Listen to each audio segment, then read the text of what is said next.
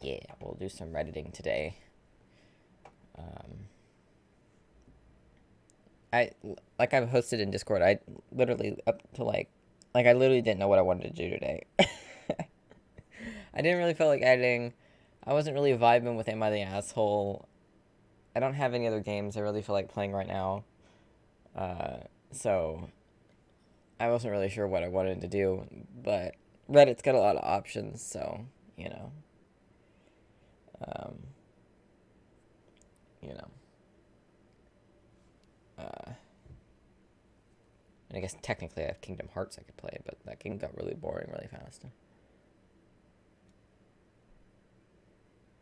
I don't know what other quizzes there are. Ah.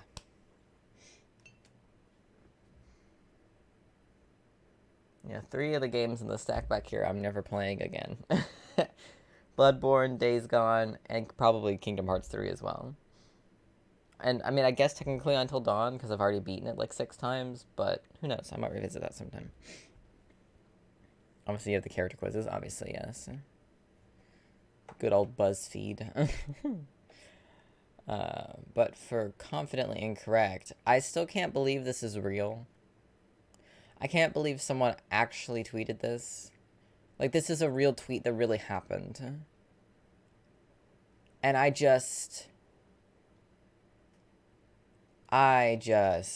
it's a lot. I I can't believe it, because, like, literally God and Jesus are referred to as he instead of God or Jesus, like, half of the time. There's literally a song, a religious song called The Great I Am, and it's about God. I is a pronoun. He is a pronoun.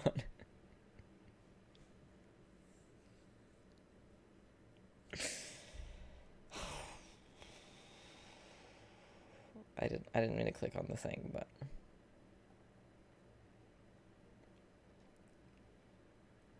imagine all that begetting in the Old Testament without pronouns. It's a real tough read.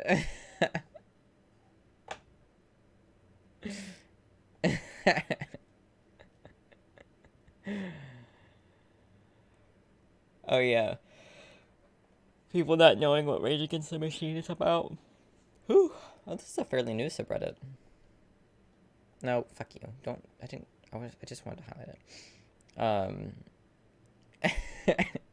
Imagine thinking Rage Against the Machine is a conservative band.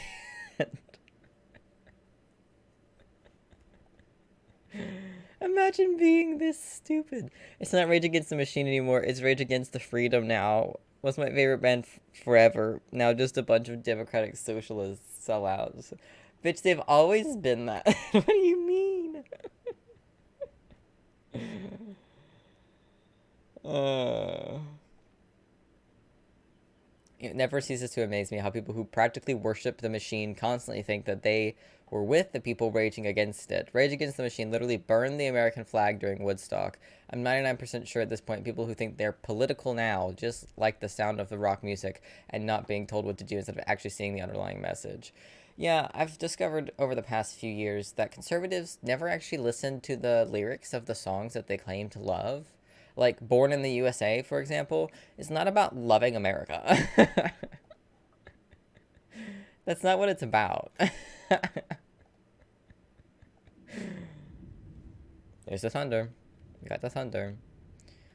I'm a business owner and I refuse to pay minstrel leave. 1, I can't afford it. 2, y'all can control y'all cycles. We can? Since when? I know y'all can. He knows y'all can. Do it at home and turn it off before coming to work. Be a professional no matter how bad the pain is. Respect your male coworkers and be nice to customers. We need to hook this guy up to the menstrual pain simulator and see how he feels about going to work after that. Turn it off like a light switch.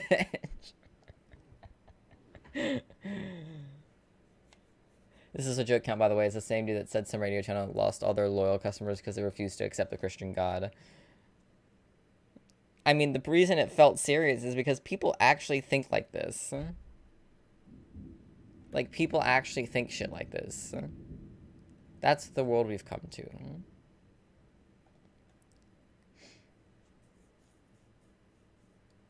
Oh yeah, the woman who doesn't know what an abortion is, even though she's so against it. But apparently, if you end an ectopic pregnancy, that's not an abortion. Yes, it is. That's an abortion. That's an abortion. Parents made the decision not to focus on the question, please. Would a 10-year-old choose to carry a baby? I cannot. Do you think a 10-year-old should choose to carry a baby? I believe it would probably impact her life, and so therefore it would fall under any exception and would not be an abortion. It would still be an abortion. Wait, it would not be an abortion if a 10-year-old got an abortion? Parents made the decision not to have a baby that was the result of a rape? If a 10-year-old became pregnant as a result of rape and it was threatening her life, then that's not an abortion. So it would not fall under any abortion restriction in our... His face. He went. Watch him. Watch. Threatening her life, then that's not an abortion. So it would not fall under any abortion restriction in our nation. Ms. Warbelow, are you familiar with disinformation? Yes, I am. Did you just hear some disinformation? Yes, I heard some very significant disinformation. Why don't you tell me about that? Yes, an abortion is a procedure. It's a medical procedure that individuals undergo for a wide range of circumstances, including because they have been sexually assaulted, raped in the case of the 10-year-old. It doesn't matter whether or not there is a statutory exemption. It is still a medical procedure that is understood to be an abortion. Beyond that, I think it's also important to note that there is no exception for the life or the health of the mother in the Ohio law. That's why that 10-year-old had to cross state lines in order to receive an abortion. The sky is angry outside.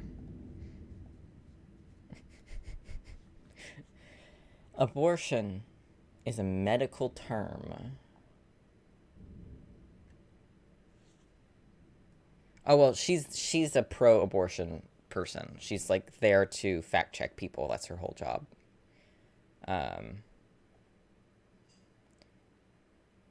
Yeah, great catch and pitch to Sarah Warbelow.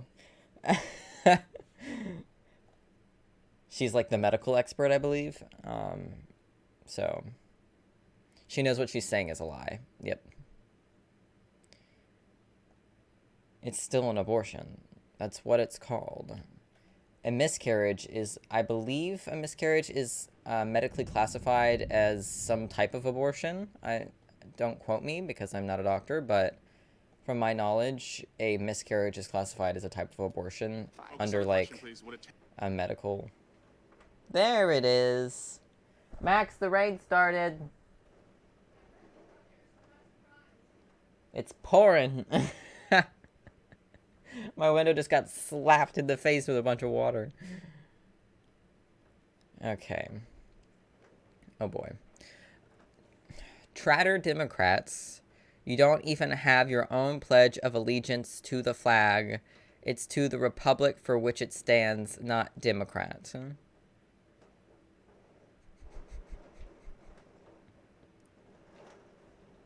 y'all hear that?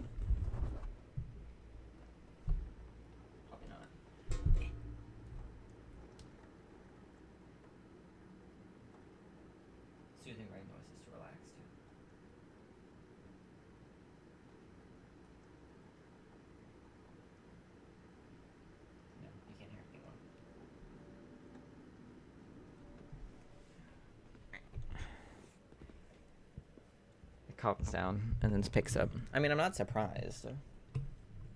Like I said, it was very dark. His nipple is showing, right? Sir, put your titties away. If I can't have mine out, neither can you. I love that he spelled traitors wrong. Twitch ban, honestly.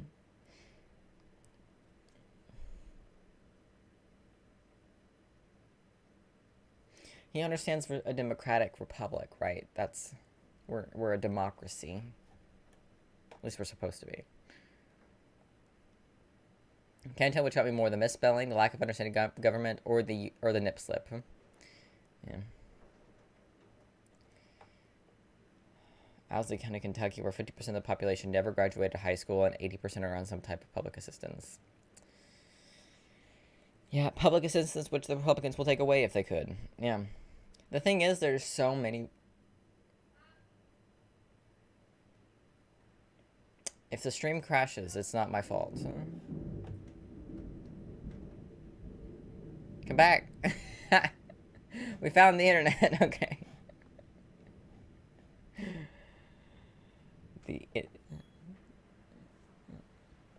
Did your computer turn off? Yes. Oh, mine didn't. The screen just flickered for a second. Really? Yeah. Okay, well, my computer, This must have like a mild reserve battery in it somewhere. my Are we computer back? wigged out, Are we back? Hello. but didn't fully shut off. The lights obviously shut off. But, Yeah, my light flickered. That one didn't turn off, which is weird. Interesting. Hello. It's just connecting to chat down there. Yeah, but I tried to reload the Twitch page. Golly, I hope they can die.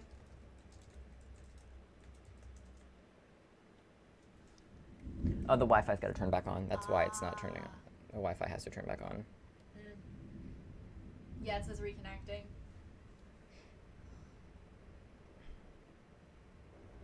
Very sad. Very much sad. I wouldn't be surprised if it goes off again. Jimmy asked, did the storm take you out? Yep. We're coming back. Waiting for the Wi-Fi to turn back on. We're coming back. Well, I'm still recording. My stream's still recording. Even though the stream disconnected technically, it's still recording. So, you know, Well. this will be in the VOD. Hello, VODers. Hello, hello. All two of you. And one of the two of you probably being Jimmy. Well, they're special snowflakes because they get this content. Should we launch a game while we wait? Sure. Ooh, Wait, it's a surfing different game. What? It's a different game. No, it has to be the dinosaur. What? Why did they get rid of the dinosaur? Man, he going Angry. quick. I demand the dinosaur game back. Ugh. Damn it. Oof. I died. Big yikes. Indeed. Yeah, I wouldn't be surprised if it cuts out again.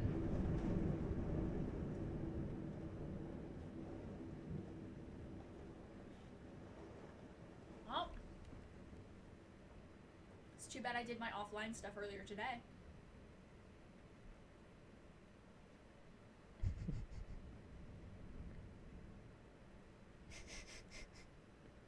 Don't lie to me, Reddit.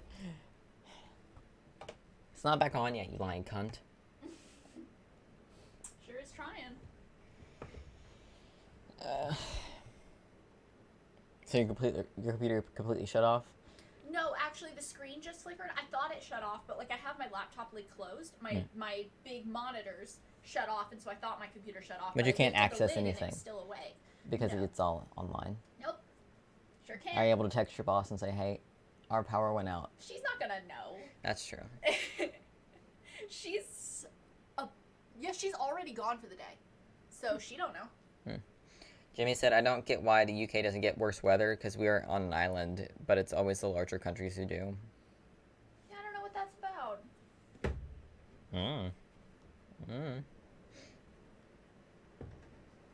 Should I just keep going? Pretend like they're here.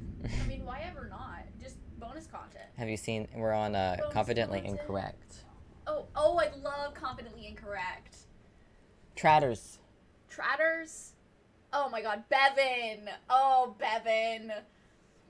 You don't even have you own Pledge of Allegiance to the flag. It's to the republic for which it stands, not Democrat. Oh no! And his titty's out. Oh no! Oh wow, his titty is out. Sir, put that away. Put a sticker over your titty. Make a good pasty. Won't be fun getting it off, but... Where's the... Owsley County, Kentucky has a 50% of the population never graduate from high school, and 80% are some type of public assistance. Holy shit, that's high. If the Gulf Stream moves, then we will freeze. God, Kentucky. That's true. The only reason they don't freeze to death over there is because the Gulf Stream comes up to them. Interesting. That's why their water stays mildly warm. It's not like super warm, but Yeah, you should read more confidently and correct. Because I want something to do. but no one's here, Max. Yeah, just it's you. for the VODers. It's just you. It's for the VODers. It's for the VOD. Do it for the VOD. Do it for the VOD. As long as it's still recording. Yeah, it's still going. As long as the internet doesn't shut off again, otherwise the recording oh, it's not will gonna be. let you upload. Oh yeah, the internet's off. Duh. Tell me you don't know anything about Asian customs without telling me.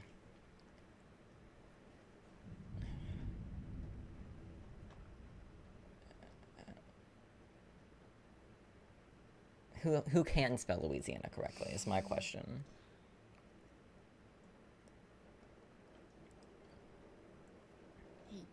Wow. No, that Broski. his name is. I promise. Streamlabs is really trying to reconnect. Yeah. It's doing its best. Oh, the Wi-Fi's almost back on. It's trying. And as soon as it gets back on, it'll go off again because the lights will flicker For again. real, I promise his name is Abe Shinso. Yeah, That's what it is. that's his name. That's how that works. That's his name. And it's honestly quite respectful and surprising that he actually put Abe Shinso instead of Shinzo Abe, because that's what everybody... Jimmy said, if the Gulf Stream moved, apparently we could be as cold as Canada, or 5 Celsius colder than usual. Wow. That's pretty significant, actually. Yeah. I mean, Considering it's, 5 Celsius is horseshit, but, you it's know. like... Oh, is it longitude or latitude that, like, determines how far up you are from Latitude. the equator? Latitude? Longitude is long. Okay, that makes sense. It's on the same latitude as Canada, so it would make sense for it to be the same temperature. No, longitude. Longitude is across. Latitudes are the up and down. that's- Latitudes would be what That's make the... long. Latitude is what makes the, Long is up and down. No, it's not. I'm not arguing with you about latitude and longitude, but that's the way- Longitude and latitude. I'm arguing with your use of the word long. Long means up and down. No, it doesn't. Tall means up and down. Long also means up and down. No, it doesn't. When you think of a long boy, do you think of a tall person? I think of it stretching out from the ceiling to the floor. Well, That's a you're- long boy. that- Like no. someone holding up a long Furby. It's to the floor. Longitude is an angle from the prime meridian measured to the east. Longitude to the west are negative. So this way. So you said Latitude is like what would longitude is parallel. latitude is what makes like the time zones. It's Okay. Up and down. Okay, long, cool. Yeah, long, anyways. tall. Same longitude as Canada, so it would make sense that it would have the same climate. I swear to God, if the internet turns back on and you shut that shit off again, I swear to God.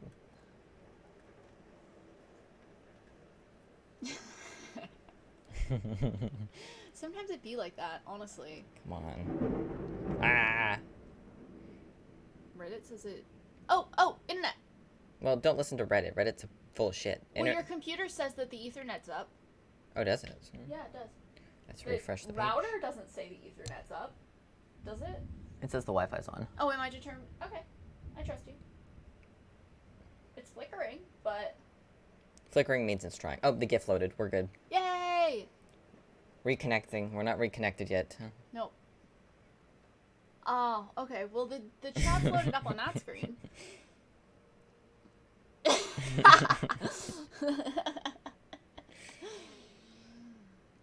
I think... Are we back? No, it's not back yet. We're almost back. We're almost there. We're just not loading up on Almost back. Streamlabs. We can see it on the Twitch view, but not on Streamlabs. No. Viewer count updated. No, it didn't. Well, people probably left.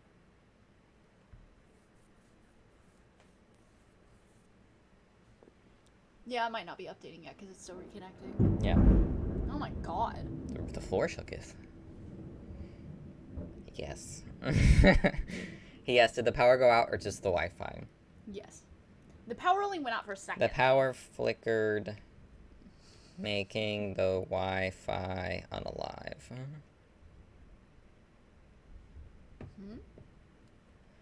Alright, Redditor thinks children wouldn't be interested in reading Harry Potter. Whatever children you're claiming to be interested are far most definitely only reading 3 words per page, and you're desperate to do they not understand how reading works? I don't think they do.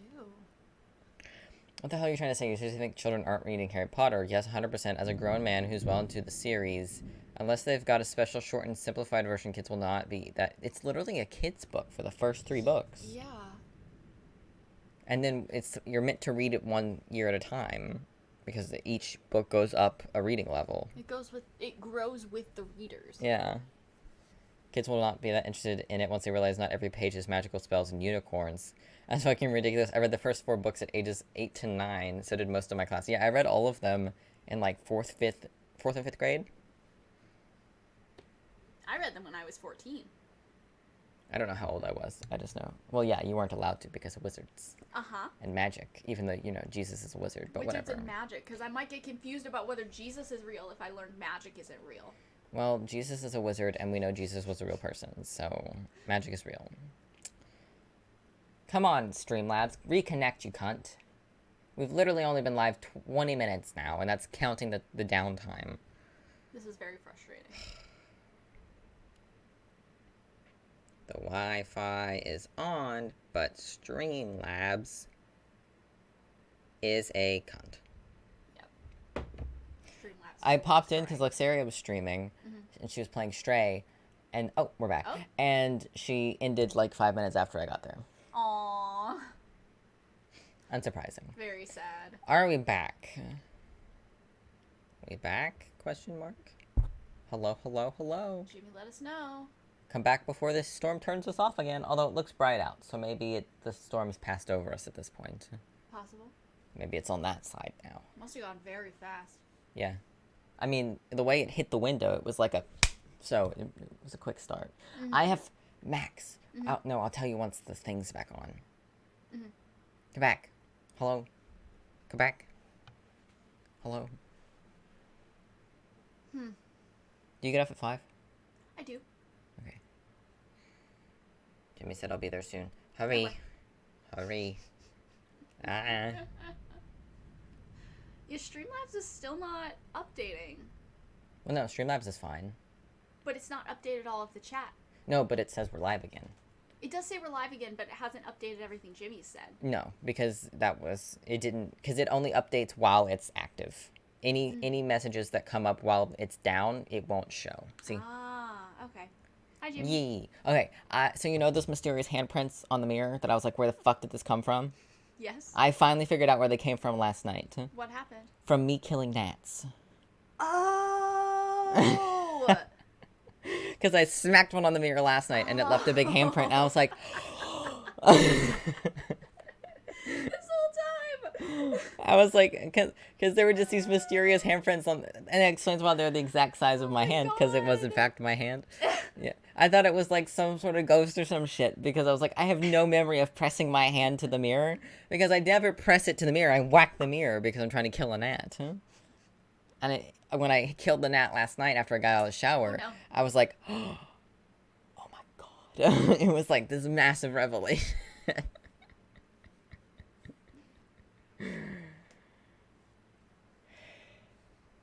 I love that this person says, and then the pages clapped and everyone went home to have ice cream. As if they're like owning them. Saying it's that children reading the Harry Potter books is an everyone clapped moment. It's really not. I read it as a child. They're children's books. Max even read it as a child, technically. And under 18, so technically a child, yes, but... But a teenager. I mean, yeah, I was 14, so, like, am I a child? Not quite, but I am not an adult, certainly. So Max can take extra time off work blaming the storm. Yes. Absolutely. I accidentally worked 9 hours on Tuesday, so I can... Oh, true. Yeah, so I'm working until 5 today because I was gone for 2 hours in the middle of the day. Because I had Because you had to go to therapy instead of Yes. therapy coming to you. Yes, it is 20 minutes each way and then an hour session. So, because it's all the way up in Metro Center, which is like north, straight north. Oh, so guess what I didn't do last night? What did you not do last night? Oh my god, Nico. Nico, you had one job. I got to hear. I got 50 minutes into the video. Is it loud? Is the storm loud? Or is Nico loud? I'm always loud. But I had actually gotten to like here, and then I went to take a shower because I Yes. forgot that I needed to shower. And then I came back from my shower, And then I was listening to music while I was in the shower, and then I got distracted listening to music while I made myself food. And then while I was eating, I got distracted on TikTok. And then while I was just distracted, oh no, I didn't eat. I ate later. I got out of the shower, listening to music, was still listening to music after the shower, and then I got something to drink. That's what I did. I got something to drink. And I came over to the couch, and then while I was still listening to music, I was looking at jobs while I was listening to music. I was like, oh, I'll look at jobs until these musics are done. And then the music's finished, and then I picked new musics to listen to, and then I kept looking at jobs. And then eventually I stopped looking at jobs and went to TikTok. And then I was like, oh, it's 5 a.m. And then I... and then I went back to the video, and I watched the next chapter of it. Or I watched this bit. I watched this morning. I watched this section, and then I went to bed. I see. But before that, I watched the other video before that. So I watched the hour 40-minute one about Dead Space 3. So I did watch that one. I just didn't finish this one because I'm good at things. But I found a list of some options for jobs that I want you to look at. Can I look at it after work? No, you have to look at it right now. Because I just have things to do. I just want to read you this one because it's not one I'm going to accept because of reasons that you will soon find out. Let me turn off the Wi-Fi because my phone still doesn't like the Wi-Fi. We'll just use the data. Okay. My jobs. And then scroll. Sorry, alcohol is... Oh, no. Job close door expired. Damn it. That was one of the ones I was going to apply to. Fucking shit. So you gotta apply as soon as you see it. There's this thing called Processor Fishing Vessel B Season 2022. 4 to 6K a month. And you work 12 to 16 hours a day for the duration of the trip, which is 3.5 to 4 months on a fishing boat. Wow. That's a lot. Mm-hmm. Wait, so you work 12 to 16 hours a day, every day, On the boat. and only make 4 to 6K a month? On a boat. Because 4 to 6K sounds Well, they're like a also lot, housing and feeding you on the boat. But still, like... It's how hard labor, many- Max. Do they expect you to pay you well? Instead of 40 hours a week, that's you working like... I think it's 4K for 12 hours a day. I think it's 4K for 12 hours a day, 6K for 16 hours a day. That's still... Eating the fish's food. That's still less than I make. It's gotta be. I don't math. Because if you're working 12 hours a day, that is so much more. Because that's going to be, what, over double the hours that I work now? Well, I don't know if it includes weekends. 7. Which are like literally on the boat, and it lists all the physical ability requirements, and it's like, don't be seasick. I mean, Be able to regardless, balance. I make take home 32, I think. 3,200. So that would not be A month? enough. Yeah, I think take home is 3,200, but that's after they take out all of my health care. Mm-hmm. And Well, they have vision and health insurance. oh wait, no, I make 3,500. They don't provide take dental. home. I make 3,500 take home because part of it already goes into my savings. Nico gets land sick. I do. I was meant for the sea. COVID-19 considerations, PCR testing, and proof of vaccinations. And then they have unhelpful photos at the bottom. But I came across that one, and I was like, oh, fun! Working with, like, fishing vessels. And then I was like, oh, I had to be on the fishing vessel for 3.5 to 4 months at a time. Mm-hmm. And I was like, oh, never mind. Because I can get over the weird texture of slimy fish. I can get over that. Like, I'll just put on gloves and just handle the fish that way, you know? But, like... I'm sure they wear gloves. Yes, probably. And it's like you sort the fish by species and, like, you know, all that stuff. And, you know, work in confined spaces on a boat. Requires frequent, constant use of upper extremities, leg and back muscles for up to 16 hours a day. It also says the schedule is flexible, so it's probably not 12 to 16 hours every single day. It's like, okay, we've got this many fish. Once we're done, we're done. Is probably why it's 12 to 16, why it's such a big range of I don't know hours. how fishing works, so I couldn't say. I mean, I did watch Deadliest Catch back in the day with my father sometimes. So, Put on your resume, I watched Deadliest Catch. I know how fishing works. Sort of. And then I looked at the airport stuff, and there was a customer service ramp agent, $18 per hour, and that's the one that's closed, which is really rude because that was the one I liked because it offered flight stuff, like as part of the benefits, you like got cheaper flights. Yeah. And the other one that I found did not offer that as an option. I wonder if just like cleaning the floors at the airport gives you cheaper flights, or if you have to like actively work on the planes to get cheaper flights. Because the one that I was looking at, you went on the plane after everyone got off and like cleaned it and all that, and then you get off the plane and then people would board the plane and over and over and over again. Most of the time you have to work for a specific airline. Yes. But if you were able to do that as a ramp agent, then Yeah. I don't know. I feel like just working for the airport would be fine, but like. Yeah, but usually it's like if you work for Delta, then you get discount Delta. Yeah, it does sound good anyway without flights. Yeah. $18 an hour, and I think it was night shift too. And it's really not that far away, and especially during the night, it's like under 20 minutes to get there. That's not bad of a commute. Oh no, the one that's closed is baggage. It's like putting the stuff on the ramp to put it in the thing. Gotcha. The one that's still there is airport agent cabin appearance. And what does that one do? It's $18 an hour. It's part-time, and that's the one where you go on, you clean the inside of the aircraft, you check like the seatbelts and everything are all still like attached and everything, and then you get off, and then people load, and then you do the next plane. Must be able to work a schedule during overnight hours, including overnight hours on holidays and weekends. As long as it's not Thanksgiving, I'll work overnight on any of the other holidays. So. I mean, that still sounds like a pretty great job. Mm-hmm. Did they say it's always overnight or sometimes overnight? They didn't specify. There's no hours specified? No. Okay, that probably means it's day shift. Well, it says ability overnight. Okay, you could probably inquire then and see what kind of hours they have. But then I found this. Doggy daycare attendant. Obviously, daytime job. But it doesn't have an hourly salary listed. It has a yearly salary estimated by Indeed, which is suspicious, which is 20 to 25K a year, which isn't very much. And then that's like $12 an hour. But you spend all day playing with dogs at the daycare. That's not enough in Nashville, Tennessee. I know. $12 an hour? It says there's Not night enough. shift, but I don't believe that. Nah, you're gonna need to make like at least 18 to really properly live in this city. The responsibilities are maintain and control large groups of dogs, playroom camera awareness. All rooms are equipped with cameras for pet parents to stay engaged and watch their dogs play. Care for all the furry friends as if they were part of your family. Maintain clean and safe playroom. Communicate what's happening. Remember your doggo's names. Ensure the entire shift. It doesn't say doggos, it says pups. Engage, play, and enjoy the furry friends. The job is to play with the dogs. Yeah. And take care of them. I can't imagine a better job. Dogs tend to sleep during the night, so I kind of doubt it's night. Dogs kind of sleep whenever the fuck they feel like. But usually during the night. They follow people's schedules. That's true. They follow their human schedule.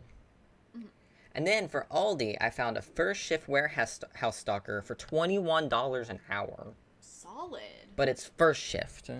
First shift is like 7 a.m. Yeah. Which is $21 rude. though. And they don't have an overnight shift. I looked at all the options. There's not an overnight shift. It's like first, second, and evening. Second is evening. Yeah. But $21 an hour? 21 is great. That's so much money. Yeah. I mean, Aldi is a German company, so of course they're going to pay better. But like, Aldi's great. Plus, with Aldi, nobody has to do carts. Nope. Because people want their money back, so they return their cart so they can get the quarter deposit back. And it's an average hours of fewer than 30 per week.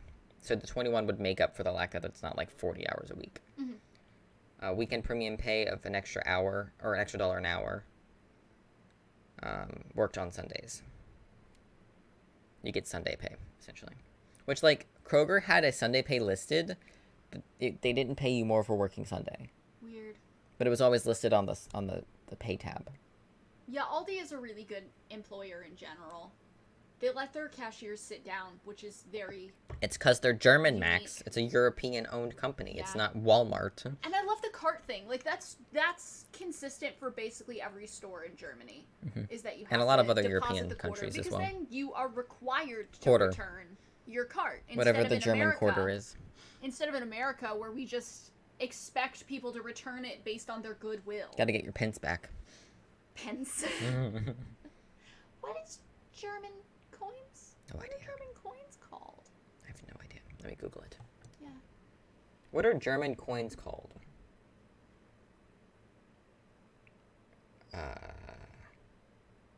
Oh, it's just It's a euros. mark. It's just euros. I forgot about that. Oh, did they? Oh, they adopt the euro. Yeah, they just have euros. Dummy. In 2002, they changed from a mark to a euro. I remember back That's recent. Wow. when my parents, like when we lived in Germany back in like 2001, you still had to exchange all your currency when you crossed borders because people didn't all have the euro yet. So we would have to like stop at a bank every time we crossed a border, which doesn't take very wacky. long to do because Europe is very small. It's like you cross into Poland and then you have to go get Polish currency. and Imagine then if we drive had to back change Switzerland. currencies every time we cross state lines. Right. Texan dollar.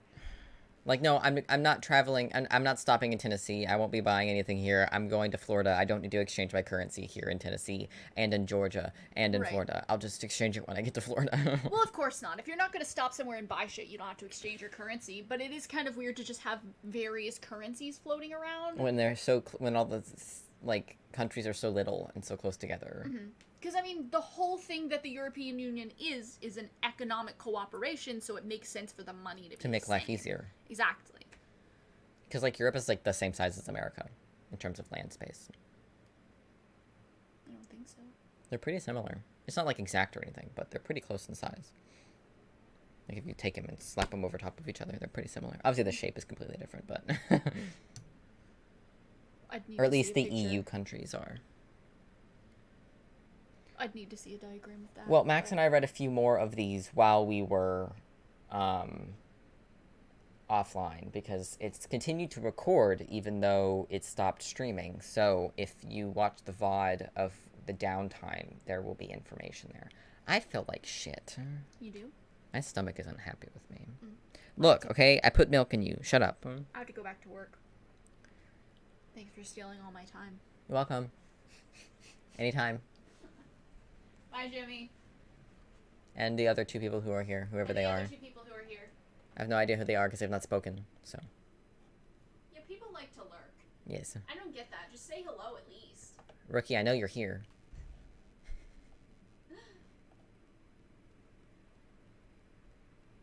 No, Rookie is not here. It's Stray who's here. So who's the third person? I wonder who the third person is. I don't know. Alright.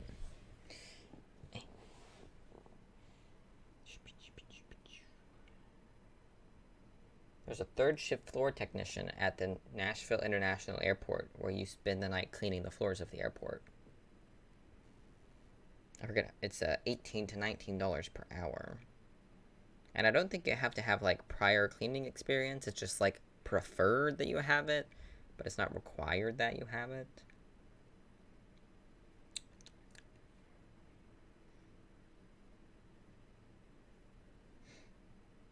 I hate shopping around for jobs. I hate it so much. It's one of my least favorite things. I genuinely hate it so much.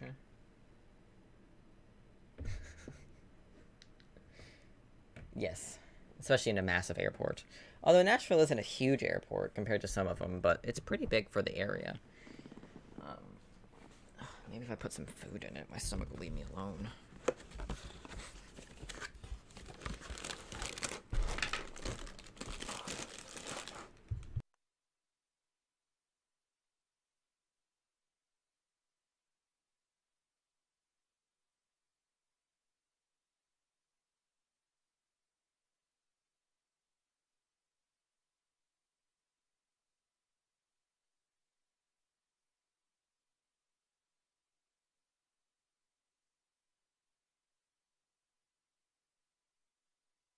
All right.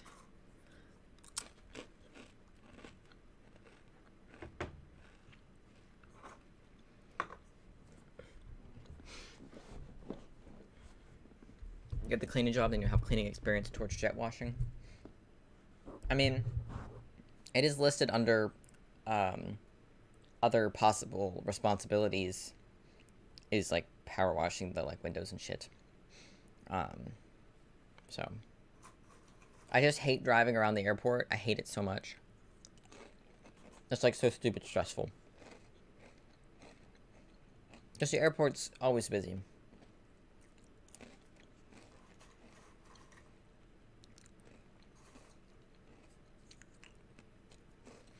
Alright.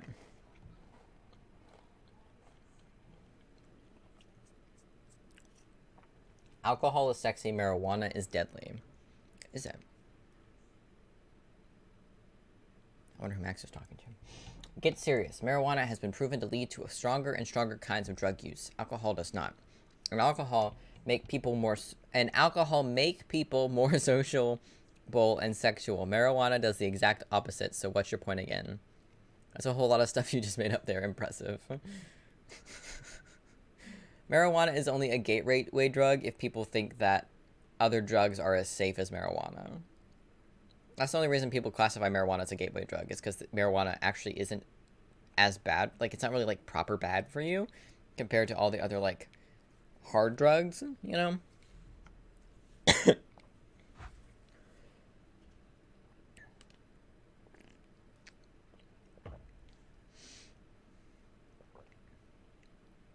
Ooh, for people who have never seen a vagina, they sure do believe they're experts on them. Okay. I don't know what that word is. It might be a slur used in the incel community, so I'm not going to say it. Pill destroyed me. The fact that 99% of the population of women don't actually clean the inside of their tuna wallets, so they just wash the outside because it's a self-cleaning organ, so basically it collects sweat, blood, and all kinds of nasty shit that never gets washed out. Toilets will claim it'll mess up their pH balance. No, you need to spray up there. They want to call us men unhygienic. It does clean itself. Huh? It does flush itself out. And also a lot of people do clean their pussy lips. Especially if they have, like, if they've given birth, their pussy lips might be stretched out, so they do collect, like, more sweat and stuff on, like, the outside, the area that's not auto-cleaned. But, like, most people don't. You're not supposed to get up in there with stuff because it could throw off your pH balance. Huh? Like they said, they will claim it'll mess up your pH balance. It will. It will mess up your pH balance. Talk to any gynecologist. They will tell you, do not stick soap up there. Don't do that. You can clean the outside. Do not go up in there with other stuff. That's not necessary, and it will fuck up your system. But again, this is an incel. What do we expect? Knowledge? No.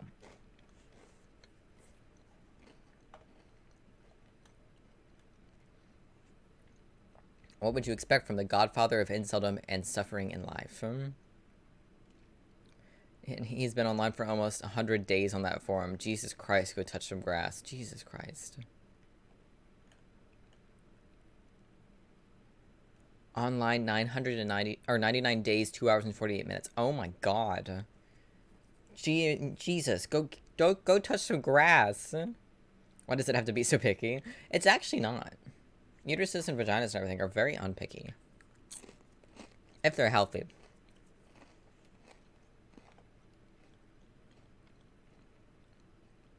The MagTal crossover, yeah. I don't recommend checking it out. You'll probably just be put on a watch list for visiting it. 100% breeding ground for future mass murderers. Yeah. As someone currently writing their thesis about this forum, it is rough. A mixture of depressing, disgusting, and infuriating. I would also be curious to read the thesis.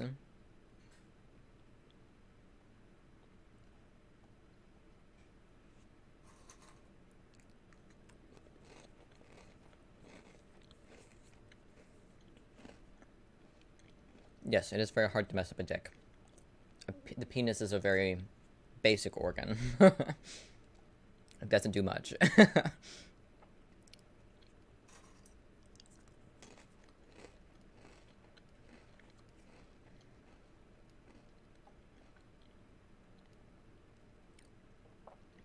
I'm not a physicist, but I'm sure this is wrong. Fun fact, QR codes are 80% depleted and will run out around 2025. There can be this number of possible QR40 codes. That's an ungodly large number. It's more by far than the number of atoms, quarks, photons, etc. in the observable universe. No, the number of atoms, quarks, and photons, etc. in the observable universe is a number so big we don't have a number for it. So, no. I'm also not a physicist, but quarks are literally smaller than atoms, so... And there's already an infinite number of atoms. I'm a physicist, and I'm sure this is wrong. The human body has 32 trillion cells and 7 octillion atoms. Even this are more than that number. Plus, is it really meaningful to count up the photons in the universe or observable universe? At that scale, talking about the underlying field would be easier and I think comparatively useful. It's also funny since he's talking about the number of atoms, then goes to count them again by way of quarks. Having said that, all of that, he's right about not running out of QR codes. Everything else, including where the specific number is false. Hell, there isn't just one sort of QR code either. It's not like IPv4 where it's a single pool of digits or anything. Yeah, they're even trying out RGB colored QR codes, which encode even more information. But also, can't you just make QR codes slightly bigger or smaller? Like 1 pixel bigger or smaller, and it'll, like, have more stuff? Guy thinks all black people are African American, even if they aren't American. Oh, no. So they think, like, a black... I've not read it. So they think a black British person is African American. Oh, my God. A lot of black Americans aren't African American. Okay. The guy is British, he's not African American. He's a black British man. African American is someone who is a descendant of enslaved Africans. He could be an African American and British. You understand the British enslaved Africans as well, right? Because there's so much error checking in QR codes, you can put pictures in it. Interesting. African American is an ethnicity, not a nationality. No, it isn't. In order to be African American, you actually have to be African and American. African American is an ethnicity, not a nationality. Search up for yourself. It is an ethnicity in America. The first Google search says it's an ethnicity consisting of Americans that are of African descent. British people are not African, or are not American. I guarantee you the person who thinks this is American. This is incredibly common in the US. My students are always referring to the likes of Nelson Mandela as African American. Here in America, I had a black woman who's giving me a message, explain it to me when I refer to her as African American. I'm not African, my parents are not African, we are Jamaican, and I was born in America. You can call me Jamaican American if you wish, but I honestly just prefer to be described as black if you must mention my race, and American if you really want to refer to my nationality. However, I'd like it better if you just called me Jennifer. I respect your wishes, Jennifer American. Yeah, that's, I think, something that we've learned over the past, like, 10 years or so, is that black people don't really like being called African American, because, like, the majority of them aren't African American. Because, like, you can be black and come from a lot of places that aren't Africa. Like, there are so many places in the world where people are black that isn't Africa, you know? And there's a lot of people from Africa who aren't necessarily black, or wouldn't be classified as black. Like, there's a lot of brown people from Africa, and there's some white people who live in Africa. You know, like, there's, you know, it's... Oh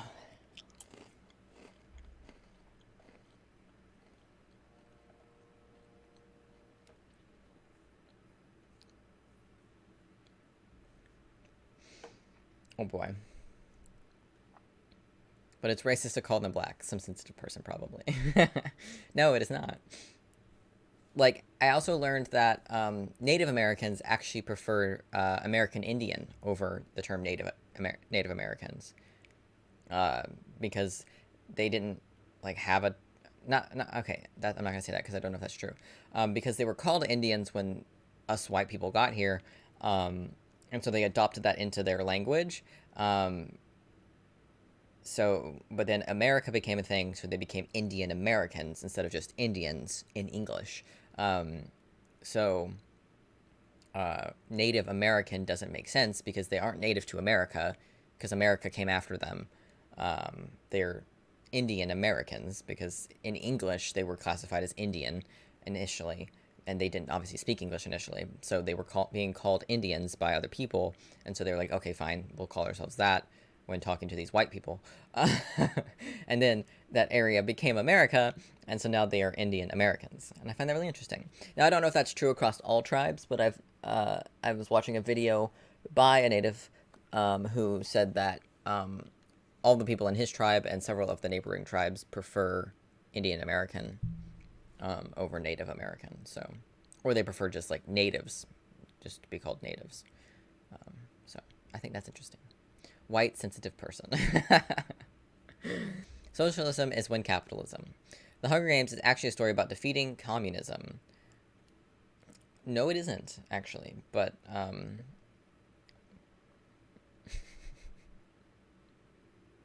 it's not subtle about it, you know? It's the least subtle allegory of modern times since Star Wars. Genuinely. How is it possible to misinterpret something to this extent while making a living as a writer? Oh, wait, who said it? Oh, the writer, the author of the thing. And Pan Am definitely wasn't America. It was Russia or China. It was Russia and China together. Definitely not America. The author totally didn't publicly state that the 13 districts were a direct nod to the 13 colonies or anything. It literally is North America.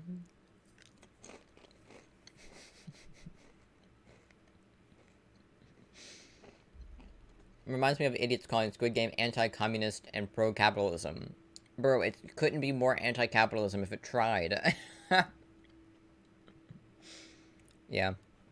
You throw the word communism around to mean anything you don't like or understand. Yeah. Landlord is raising my rent. Fuck communists. Supermarket manager won't take my coupon. Fuck the communists. Yeah. Now, but you see, communism is evil, and the government in the Hunger Games is evil, and that means it's communism. Soon America will be sending out the poor to fight for the rich for sport. You know? They've lost so much equipment they didn't stand a chance before that. No one is capable of resisting the Russian military now. Except maybe USA and some niche nations like with Switzerland and Finland. If Russia wanted, it could reach the Atlantic in a week. I don't think the USA itself could physically withstand a conventional war with Russia now.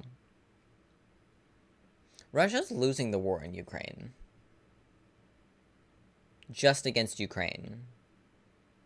No one else is fighting with Ukraine. Like, we're sending them weapons, but we're not fighting with them. And Russia is losing. So, what the fuck is this person on? The only way Russia gets to the Atlantic within a week is if they peacefully sail out of the Baltic. That's debatable, since their navy has a bad habit of sinking or needed to be towed back. Yeah. Did he just describe Switzerland as niche? Yeah.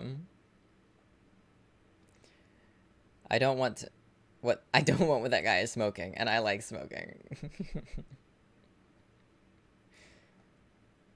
Imagine simping this hard for Russia, honestly. I learned that Switzerland actually has a higher guns per capita than America, which I think is interesting. But that's because everyone in Switzerland serves in the military at some point or another, women included, I believe. And everyone gets to take their gun home.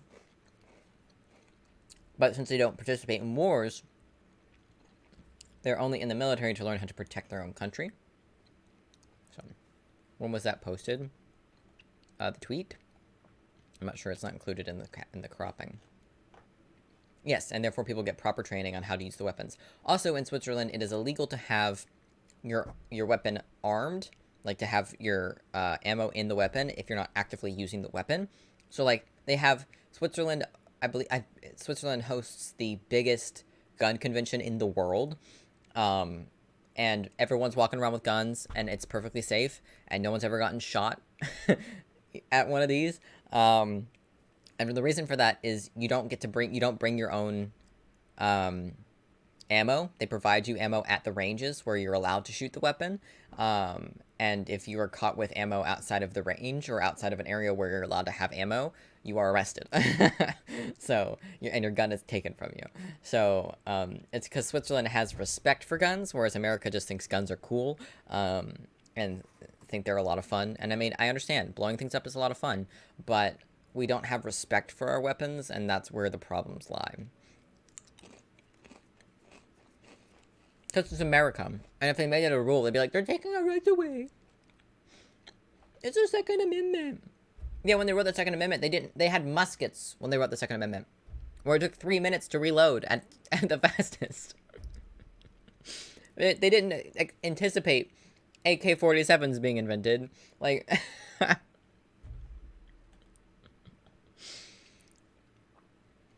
Please dumb it down for us. There's no such thing as greed. Let's use some sense, shall we? If I make a product that costs $1 and I make 10% profit, I make $1.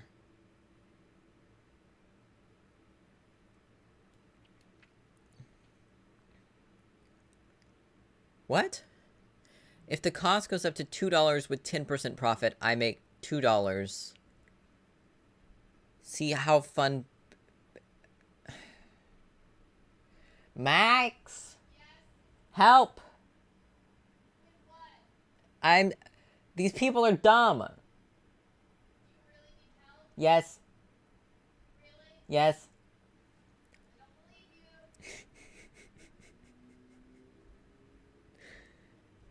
I don't think you need help. I do. I need work. My brain hurts. Help. Nico.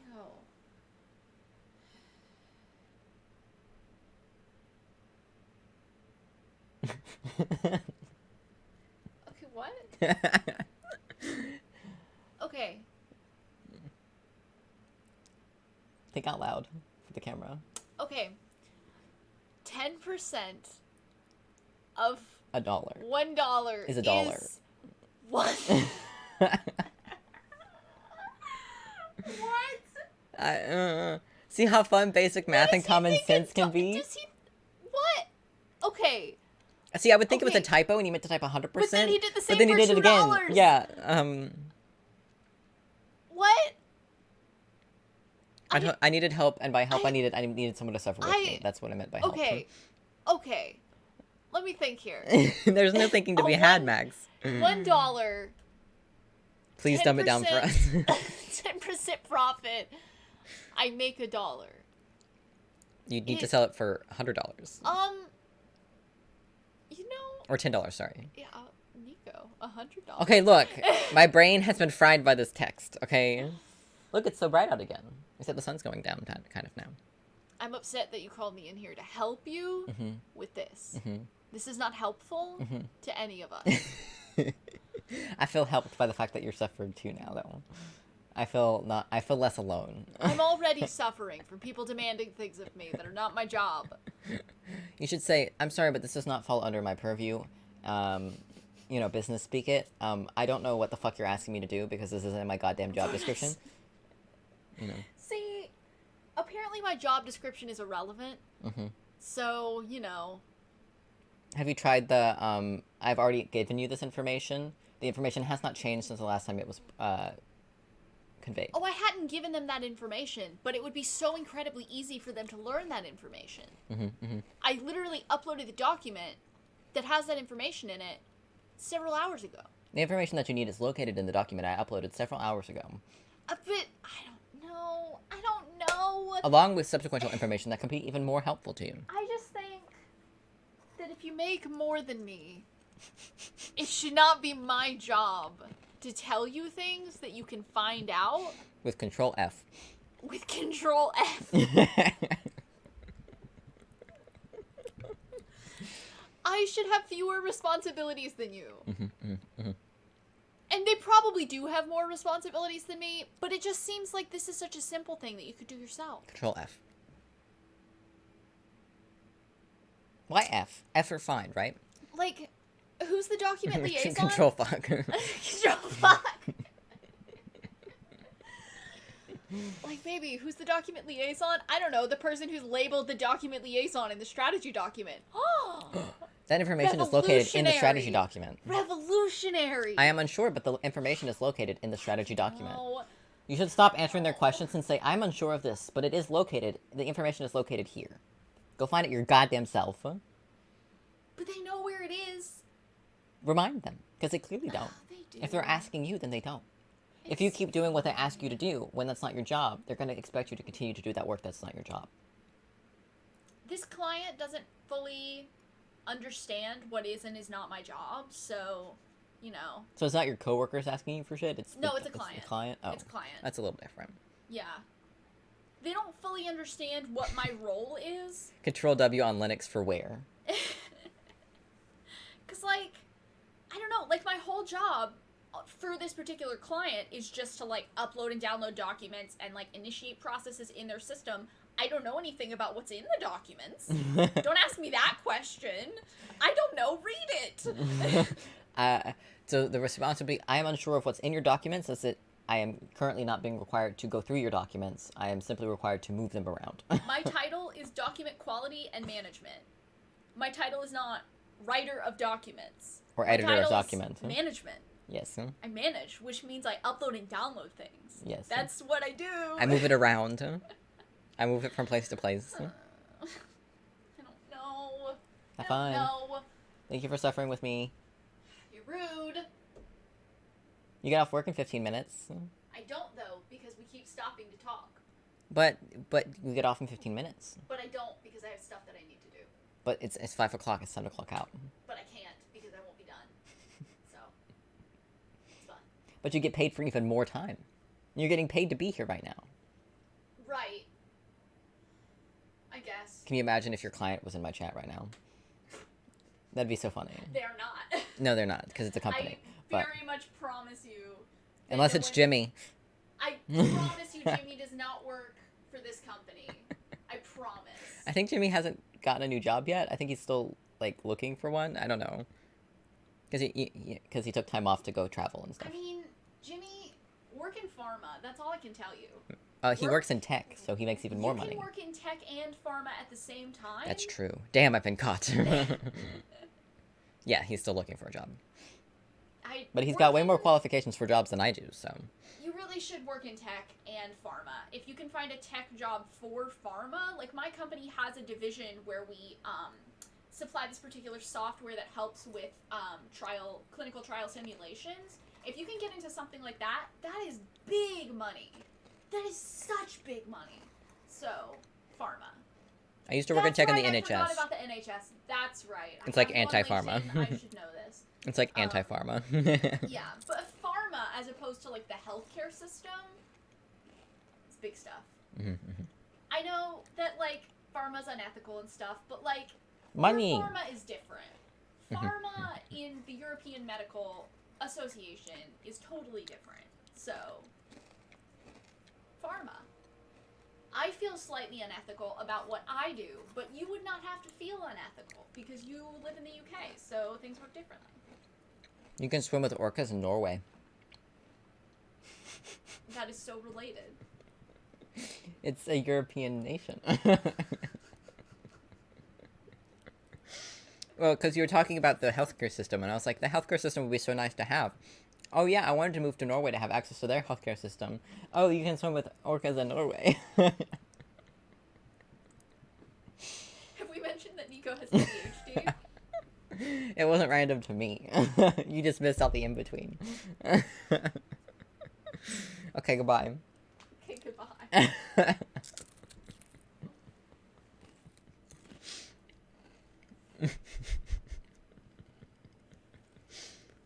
Okay, comments. I need to see the comments on this one.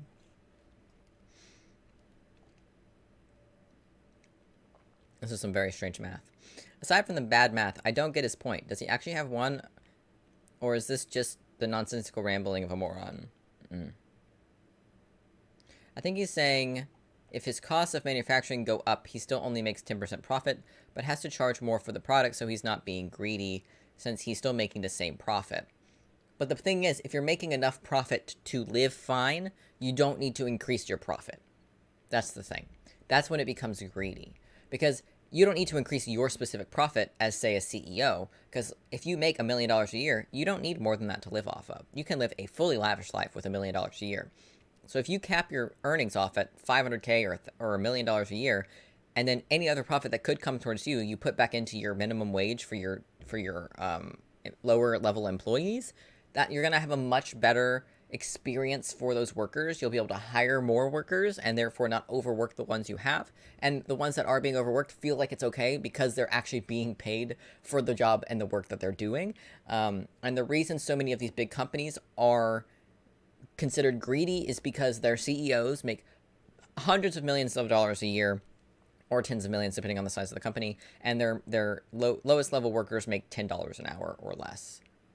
That's why it's greedy, because you're a company. Let's just take Amazon for example. Amazon pays their workers pretty well, but for a company that makes so much goddamn money, they could easily pay their workers more than what they're paying them and not see the money go anywhere. They would not miss the money. They would not notice that money going anywhere else, but their workers would be getting paid $30 an hour starting with paid training instead of the 15 to 20 that they're getting paid now, depending on the specific job. That is one of the things I do like about Amazon, though. You don't have to have any prior history in the job you're being hired in, because they will pay you while they are training you in whichever thing, whether that's getting you a proper license to operate a forklift or whatever, or just boxing shit up or finding shit. Like, they will pay you for your training. So that is one good thing about Amazon, but they also like to bust up unions, and they also don't pay their workers enough for the amount of work they put them through. Even if their pay is better than other places, that still doesn't mean it's good quality. And I would still classify Amazon, while it's a company that I love buying shit from because they're really good at what they do, it is a greedy company, and most of the massive companies are. Walmart is a greedy company, Kroger is a greedy company, all of those massive companies, Google is a greedy company. They're all very greedy because their CEO makes more than basically all of their minimum wage workers combined in a year. And that is unacceptable. And if I ever somehow ended up in the situation where I'm the CEO of a company and I'm making that much fucking money, so much money that I will never, ever, like, I could retire after a year of being the CEO and never, ever have to work again, that is too much money going towards my pocket. Like, it just is too much money. You don't need to make $45 million a year. That's not necessary. It's one thing when you're like an actor in a film and you make so much money, that film makes so much money because you were in the film that you get paid that portion of the film money. That's one thing. But for a company that's constantly making money every single second of every single day, I think at one point Jeff Bezos was making, back when he was CEO of Amazon, was making like $1,000 a second. Doing what? Also, I don't know where that estimate comes from. I don't know if that's like related to the his assets or whatever. Like, I don't know how that's calculated specifically, but no one needs to be a billionaire. That's not necessary in any capacity, because that's so much money you can't even give it all away. You know what I mean? Like, because you can only move so much money in a day. Like, like, that's so much money you can't even give it away. Like, it's an obscene amount of money, and I feel like it should be illegal to hit that number. It should be illegal to hit $1 billion, and that's including assets. That's including like all the other ways that you can, like, your net worth can hit $1 billion. Like, I understand that, like, that Elon Musk doesn't actually have as much money as his net worth is. Like, I understand he doesn't have that money in his bank account, but he has access to that kind of money, is the thing.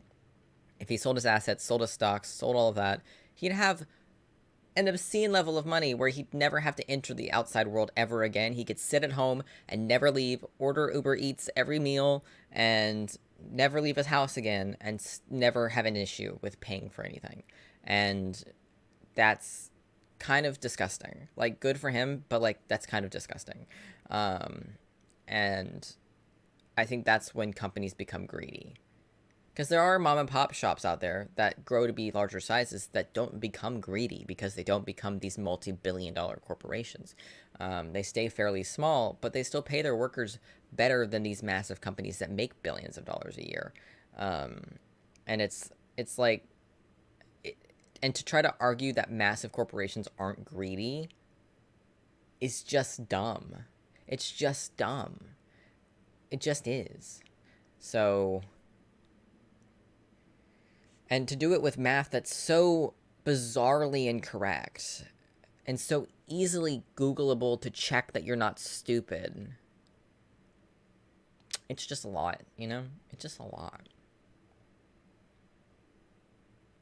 Sounds like a Wall Street investor trying to convince their clients to buy. Stocks only go up.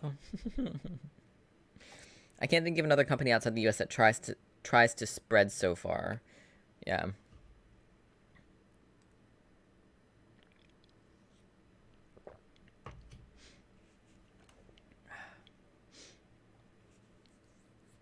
Max and I were watching a channel called The Illuminati, or it's just called Illuminati, like naughty as in like bad, not naughty as in like the end of the word Illuminati.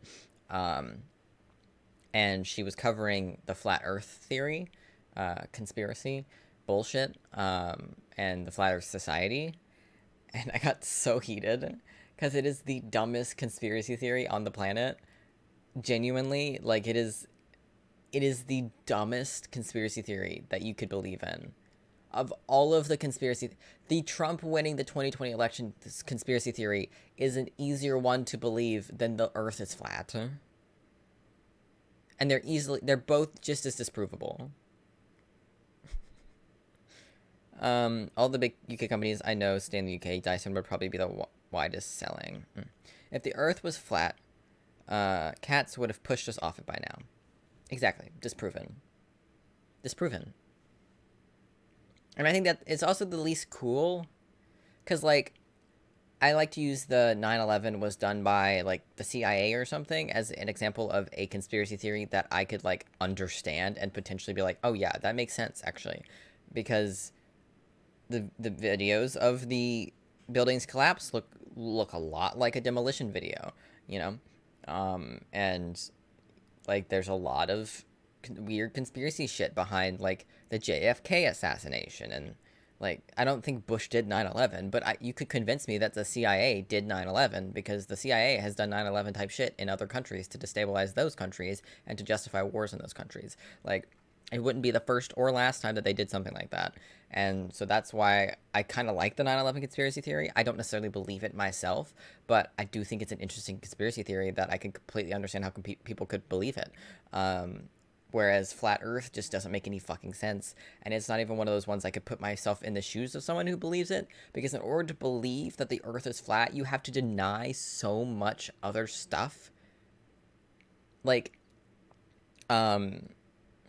it's certainly used 9/11. It's low-key because we armed and militarized the terrorists in the first place to run the Middle East government so we could take their things. Oh, yeah, absolutely. Oh, yeah, they used 9/11 as a poor attempt to invade. They were already going to invade anyways. Exactly, my point. Exactly. See, you're making points that make sense.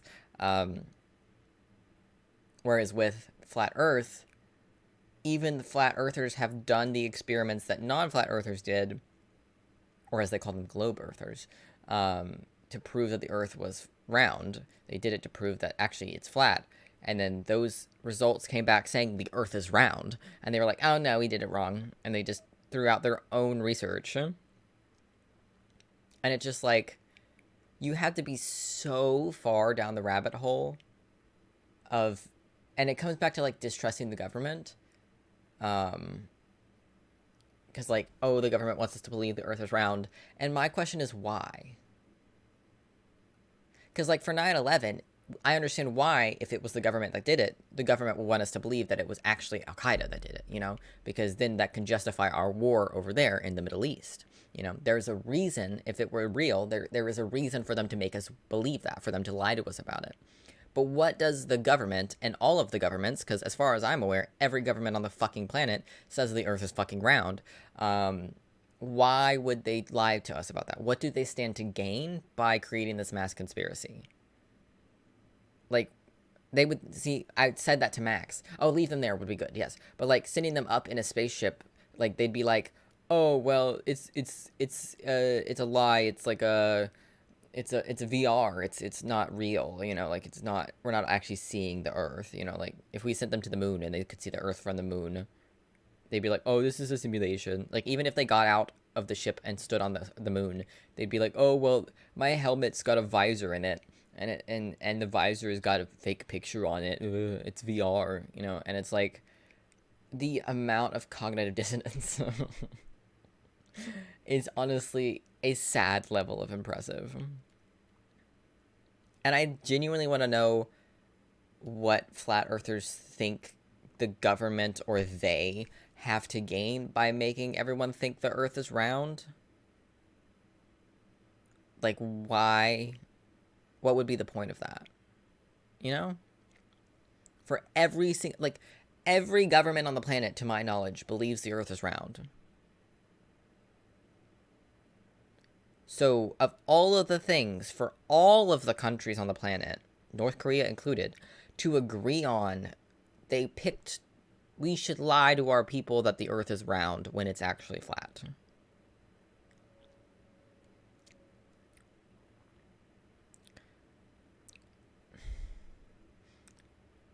Make it make sense.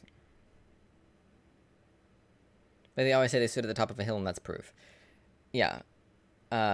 I think one of the funniest things in that video was that they went to that a group of people from the Flat Earth Society, a lot of the high up members of the society, went on a boat and they took a big cruise ship down to like Antarctica or something to like celebrate the flat Earth or whatever, because they believe the flat Earth is like surrounded by a wall of ice, and that's why no one's fallen over the edge. But they got there on a ship. And the way ships navigate the ocean is through GPS, a global positioning system. It's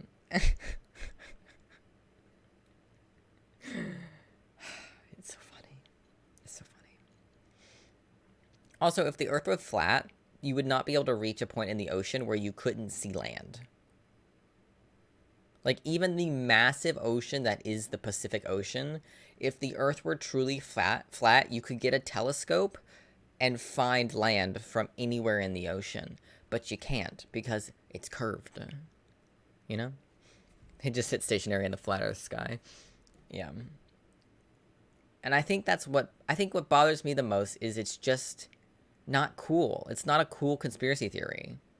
You know? Like, the moon landing was faked is a cool conspiracy theory. The Mandela Effect is a cool conspiracy theory that I honestly believe in, to be completely honest with you. It's the Berenstain Bears, not the Berenstain Bears. Go fuck yourself. That one's the one that pisses me off the most, but the Berenstain Bears. It's Berenstain, not Berenstain. I remember it being Berenstain. But, like, Flat Earth is just such a stupid conspiracy. It's so dumb, and you had to believe in so many other conspiracy theories to try to believe that the Earth is flat. And it's just kind of depressing, honestly, to watch, to see people, like, believe this shit. It's really sad. Gotta fetch the old books for proof. Yeah. It's really sad. My small town Facebook group has a very interesting take. Okay. Don't let them fool you. He was not a right-wing Christian extremist. He is an Antifa thug, and his social media will be scrubbed very quickly. They're going to tell you it was a very bad gun behind a very good boy. They won't tell you he's a left-wing demo-lib that was trying to be a hero to his Antifa demo gang. Look at his Facebook before it's taken down. Watch his videos. Anyone missing a dog? Who is this talking about?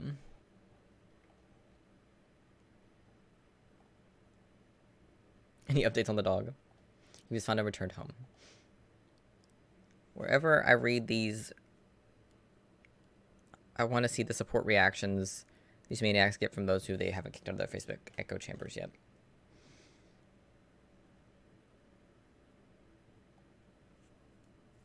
My throat itches. Why? So I'm part of this group on Facebook. I don't know why they accepted me into their Facebook group, because it's a very Christian, full and through Facebook group. Oh, Monica got married 4 years ago. God, that's so long ago. I look gross. Disgusting. Terrible. I'm also like 20 pounds heavier in this photo, but I can't show it to you because it's on my Facebook page. And Facebook is like the one thing I keep private, so.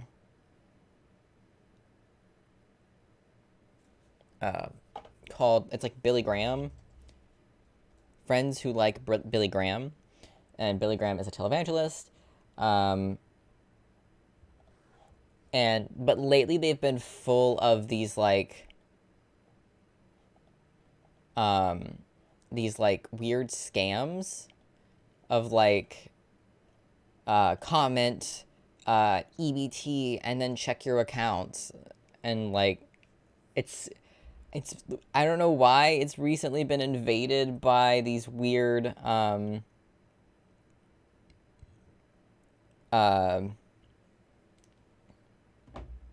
like scams, but it's really strange.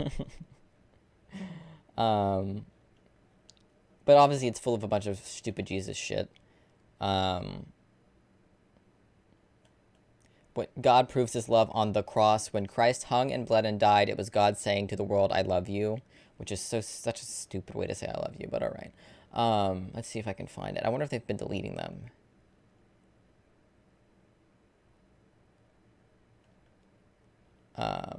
Where is it? Jesus is alive. No, he's not. He died. If he's in heaven, he's dead.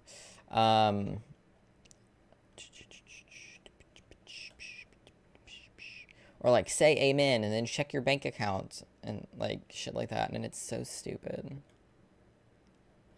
I can't find any all of a sudden. I think they post like 30 times a day though. So, because it's like a group, so anyone can post.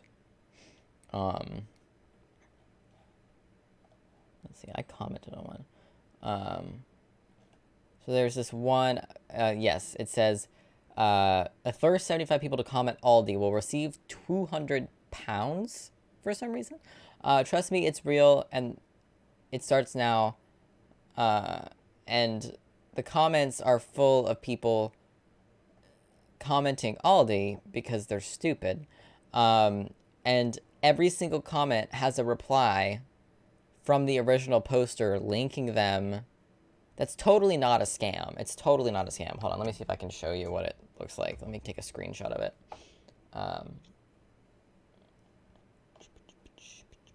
And it's totally not a scam, like, at all. It's totally not a scam link in any capacity at all. It could never be a scam link, ever, ever, ever.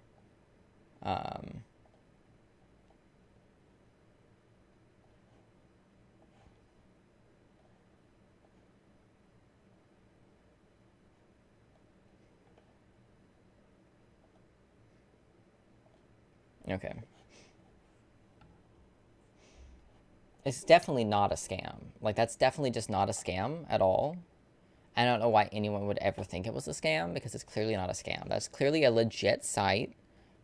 It's clearly a legit link. I mean, look, he's even got the dollar bill sign, or the euro sign here, and some flowers, and congratulations in italics and bold. Like, it's very clearly not a scam, obviously. And my favorite thing is I commented, source, trust. And they responded with this same link. And they liked my comment.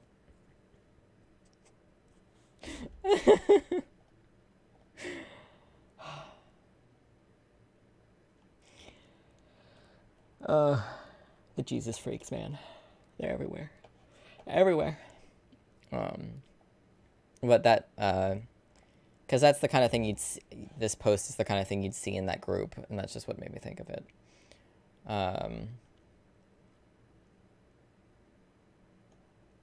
Oh yeah, I came across a TikTok where it was talking about like knife crime in the UK versus like gun crime in the US, and someone trying to say that like, well, you think the gun crime here is bad, what about the knife crime in the UK? And it's like, if you account for the fact of the size of the UK versus the US, the number is still incredibly tiny compared to how many people are killed by guns every single day in this fucking country.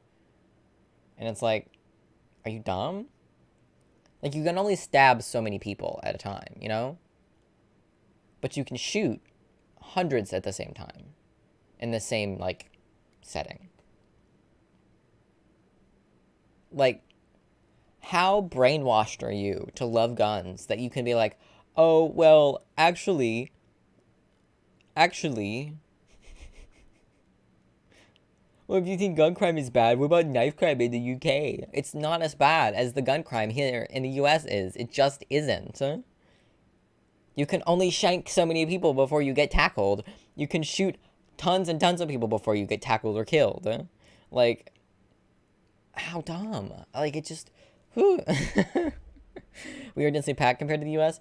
Yeah, but still. Per million per year. Knife homicides per capita. We still have a higher knife crime. if this is a true statement. Because their population is 4.9 times the size of the UK. The US and UK have the same amount of people per million. Yeah. And that's the only city, that's only the cities in the worst areas. So many places that you won't even be at the threat of knife crime. Yeah. People have trouble understanding per capita numbers. They really do. I love that we even have a higher knife crime rate. Huh?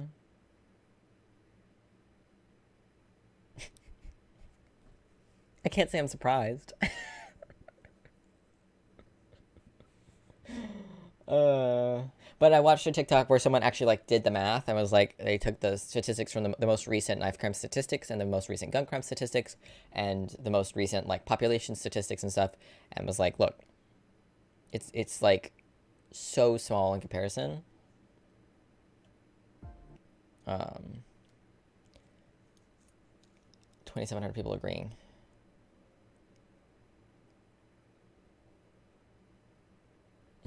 There's a lot more than 1,000. There's more than 1,000 options. It's got 3 tins. So, because I assume 0 is an option. Yeah. 0 through 9. I've never seen a 3 one before. It's always 4.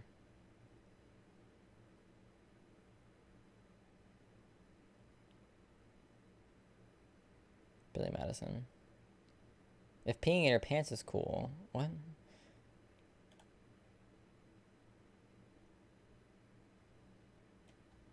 That's exactly 1,000. True. But this one goes to 11.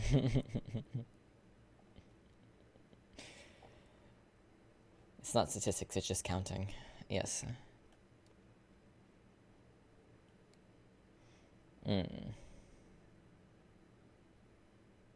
I'm a little bored with this subreddit, to be honest.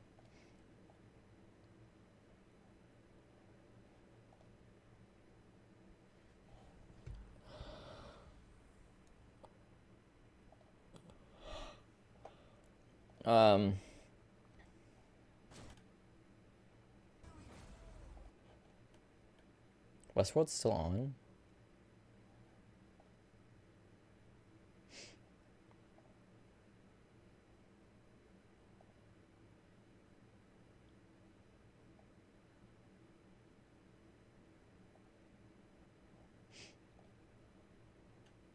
Let's see. What should we do next for the next few minutes until Max gets off? Should we just go back to Am I the Asshole? Top this week.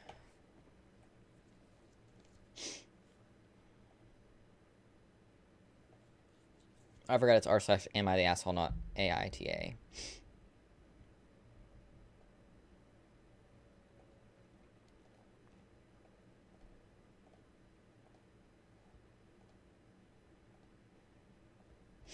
All right.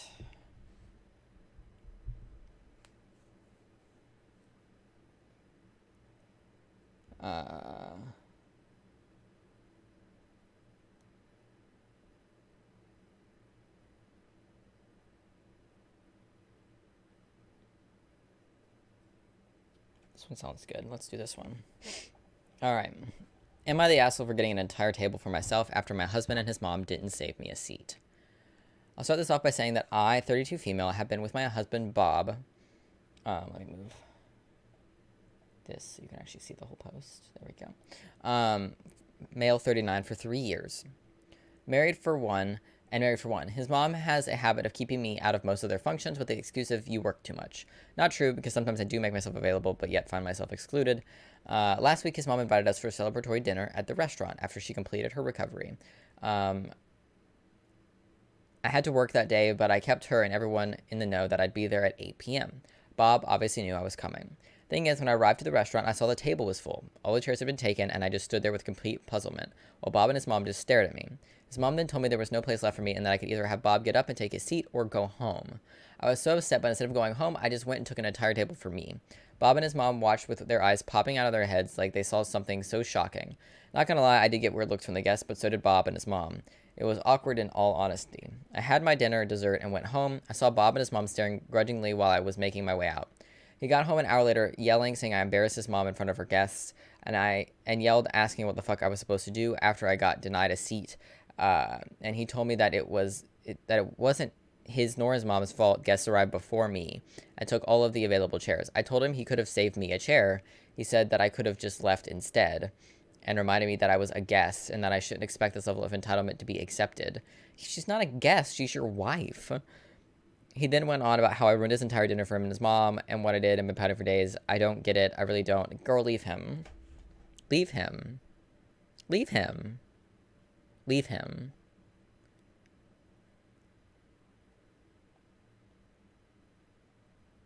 Not the asshole. OP is this level of disrespect really what you want for the next 20 years. They clearly excluded you and didn't help to get you accommodated. It's not hard to save someone a seat. Leave him. They could have booked a table with the appropriate seating. They could have pulled up a chair and budged up if a random extra guest turned up. They could have split the table in two. They could have texted you before you got there and said there was an issue with the table. Why are you married to someone who would literally sit there staring at you instead of do something to help and then blame the situation on you? Yeah, leave this man.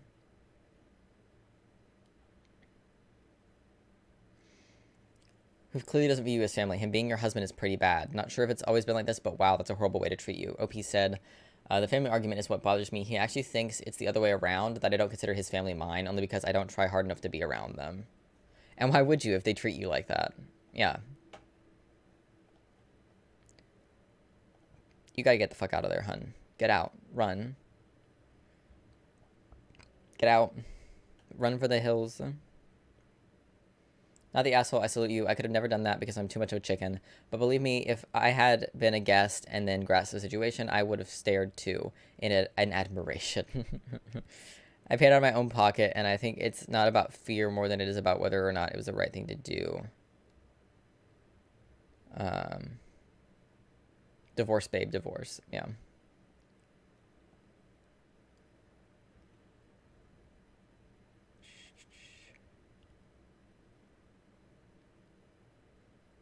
Has no one explained why there weren't enough seats for all the invited guests? By their logic, whoever got there last would have to go home since there weren't enough seats. Do you think any of your mom's other guests would have been sent home if you got there first? I don't think so either. This was intentionally done by your mother-in-law to humiliate you, and your husband was in on it. They were only upset because your actions turned the tables on them and made them look foolish instead of successfully humiliating you. You failed to stay properly under their thumb, so your husband is punishing you in a different way. I don't know what his end game is. I do know controlling abusive behavior when I see it. Nothing you said even closely resembles a healthy, functioning relationship. I agree. Run. Get the fuck out. Run, girl. Run. Divorce. All right. This one should be good, too. Am I the asshole for going to a different hotel during my vacation with my husband? Boop. It's our first real vacation since 2020, and my first with just my husband in over 10 years. Our daughter, 17, was left home alone. For some reason, recently, Annie can do no right in husband's eyes. Dress, music, chores. He has deemed her irresponsible. It is furthest from the truth. She has a summer job and makes good grades. She's, in fact, kind of a hermit for her age. Me at that age. Unknown to me, my husband set the hot water heater to refill only once a day while we were gone. Annie did some dishes and laundry. She took a shower and the water was cold. She was upset and thought it broke and called us panicking. My husband yelled at her for wasting our hot water and telling her how irresponsible enough to make her cry. I got madder than I ever have in this marriage and basically said most parents would love to have a 17-year-old like Annie. We argued and screamed all night, so the next day I left the resort to a little hotel down the street. My husband has been trying to call me, and I told Annie to block her father and don't pay attention to him. My husband is mad about the wasted money on this vacation, but I can't stand to even look at him over an argument over something so stupid and preventable. Is it his kid? Or is this a kid you brought into the relationship? Because either way, this is disgusting behavior. Protect that child, honestly.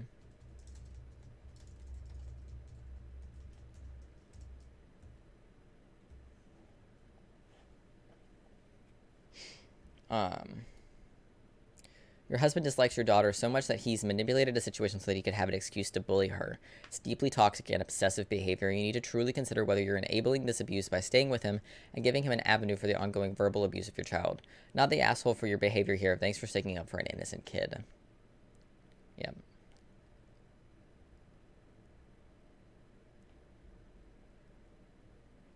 I glad she put her foot down for this one instance, but it sounds like it's been going on for years. We have time frame info. He's been treating her like this for 2.5 years, and it's only getting worse. I'm hoping this incident has opened OP's eyes enough to do something. Past few years since 2020, he's been spending a lot of time on social media. He'll complain about the Z's all of the time. My daughter and I normally brush him off, but the last few months it's been crazy. I mean, I wasn't verbally abused. I mean, okay, I was probably a little bit verbally abused, but I just didn't really have a lot of friends, so I didn't leave the house a lot. Could classify myself as a hermit at that age, but a grown man picking fights like this is immature and disgusting, considering it's his kid. Your husband is mad because the daughter who was home alone washed dishes, did laundry, and took a shower. My mom would have jumped up and down if I'd washed the dishes and did laundry as a 17-year-old home alone. That's fucking nuts. I'm 16 and I've never in my life gotten yelled at for doing my chores. Yeah. Yeah. Either he needs therapy or you need to do more than leave him for just the vacation. This can't be the only instance he's treated her awfully. Yeah, you need to talk to your daughter about this. Wait, what was that other subreddit listed?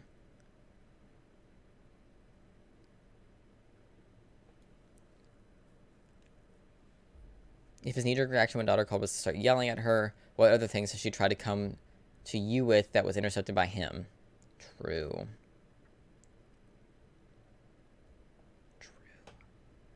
Yeah, that's incredibly immature behavior and unacceptable. An unacceptable way to treat your child.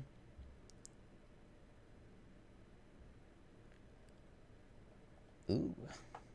My fiance, 37 male, and I, 30 female, have started living together 6 months ago. I own a house, and he moved in with me. I run an online business from home, which allows me to live rather comfortably. A month after moving in, he quit his job saying how much he hated it, and then he's going to try to do Twitch streaming for a living. I'm all in for following your passion, so I was supportive, although surprised at the turn of events. I'm in the financial position to support us both, but it felt off. Anyway, nothing happened with his Twitch channel. Relatable. But sure, he's been gaming all day, but hasn't bothered to try to even create an account. He just games for pleasure. It's been 7 months. I've had conversations with him suggesting he finds work, but he keeps telling me that I'm unsupportive and he needs time. He wanted us to buy a bigger house together, but I said that I'm fine with my current one and that since he doesn't have a job, I don't want to get a mortgage and be left with paying everything. And he told me that if I found a real job, maybe I wouldn't have financial problems. That is hypocritical as fuck.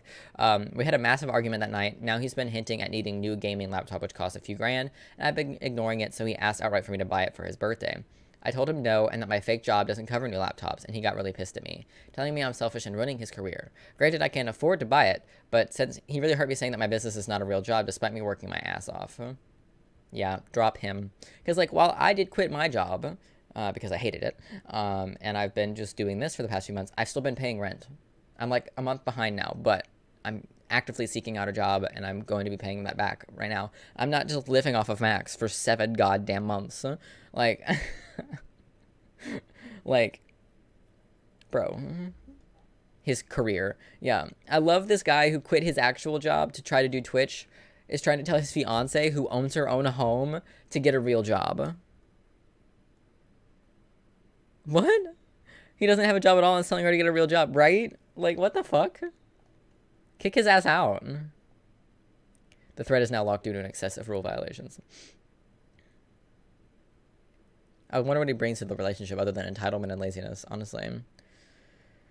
He saw you make money with your own business and decided you can be a sugar mama while he follows his dreams of being a professional gamer. And yeah, you know what? No. I mean, like, it was really cool of her to support him for the first few months.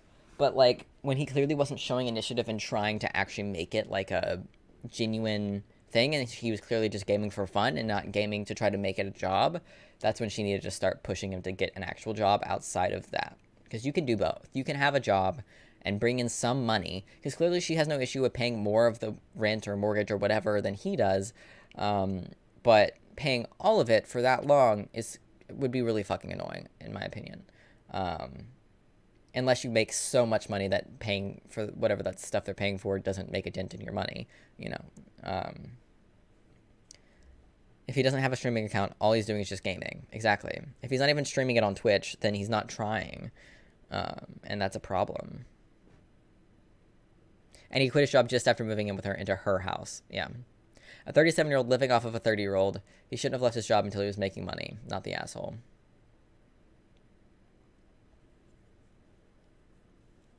Free house and food. Yep. Because you could do both. Like, I'm trying to get a job. That's one of the reasons I like night shift jobs as well, is it can allow me to do this during the day. And I prefer being up at night anyways. But it allows me to both work and have a job and then do this during my spare time and have fun with this. You can do both. And you're really supposed to do both until you're making an obscene amount of money off of this kind of stuff. So I just quit my job because it was literally driving me insane and I needed a break. I needed a break from Kroger. I needed to get the fuck out of there because I was going to end up getting fired.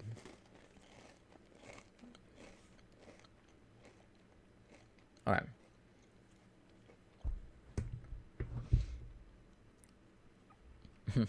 $4.3 million potential assholes, 56.5K judging you right now. Nice. That's how many people are alive right now. That's cool.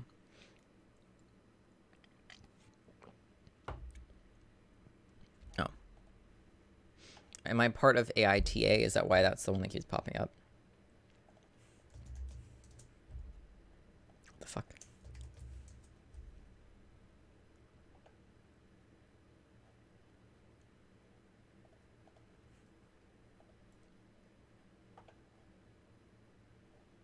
Oh, I'm not part of this one. Interesting. Strange. Okay. Any intelligent human has a real job because odds are you aren't going to be big and popular even if you do really try to be a streamer. Clearly. I've been streaming basically every day of the week for the past several months, and I've had basically no increase in followers. Like, I think I've gone up maybe 10 followers in the past several months, so... And now, granted, I don't stream 10 hours a day or anything, but, you know, it's a bit much. Am I the asshole for leaving the restaurant after my boyfriend refused to pay for my meal? I'd lent my boyfriend some money a few weeks ago because of something he needed, and he promised to pay me back as soon as possible. He was supposed to pay me back 5 days ago, but something came up and he didn't. I tried to be patient. Yesterday, we had planned to go out with some friends at night for dinner. Yesterday, after I came back from work, I was robbed at the bus and had my money and cards stolen. I canceled all my cards, but the bank customer service told me my new card with my new details, both physical and digital, for Apple Pay would be available the following morning because the banks were closed that afternoon. So I had no money. When we went to dinner with my boyfriend and friends, I told my boyfriend he could just pay me back the money, or at least pay for my meal since I have none. He didn't exactly say yes or no, just a simple don't worry. We ordered, and he only ordered for himself and told me that he can't cover for mine at the moment, so I better not order anything and just have some bites from his meal.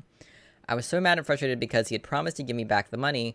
He then claimed something came up and couldn't give them back, but then ordered a nice meal for himself and just told me to get his scraps because he wouldn't pay me back, or at least for my meal.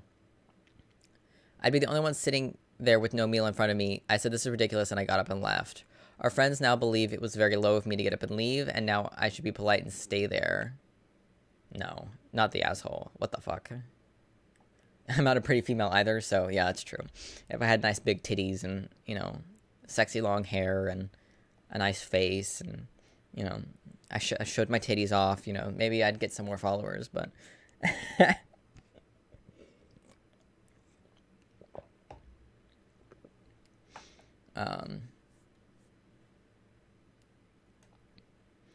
Not the asshole. You may want to consider your relationship here. Did you tell your friends or boyfriend that you were robbed? If yes, and they acted like this, and they are not your friends. My boyfriend was the first person I told, and I told my friends before we sat at the restaurant. And none of them offered to pay for you. I stand by my comment. Some friends you have. Agreed. Okay, I've got fucking...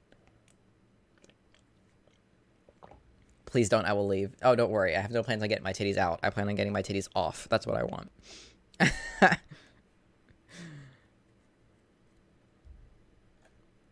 Yeah, not the asshole. Clearly not the asshole.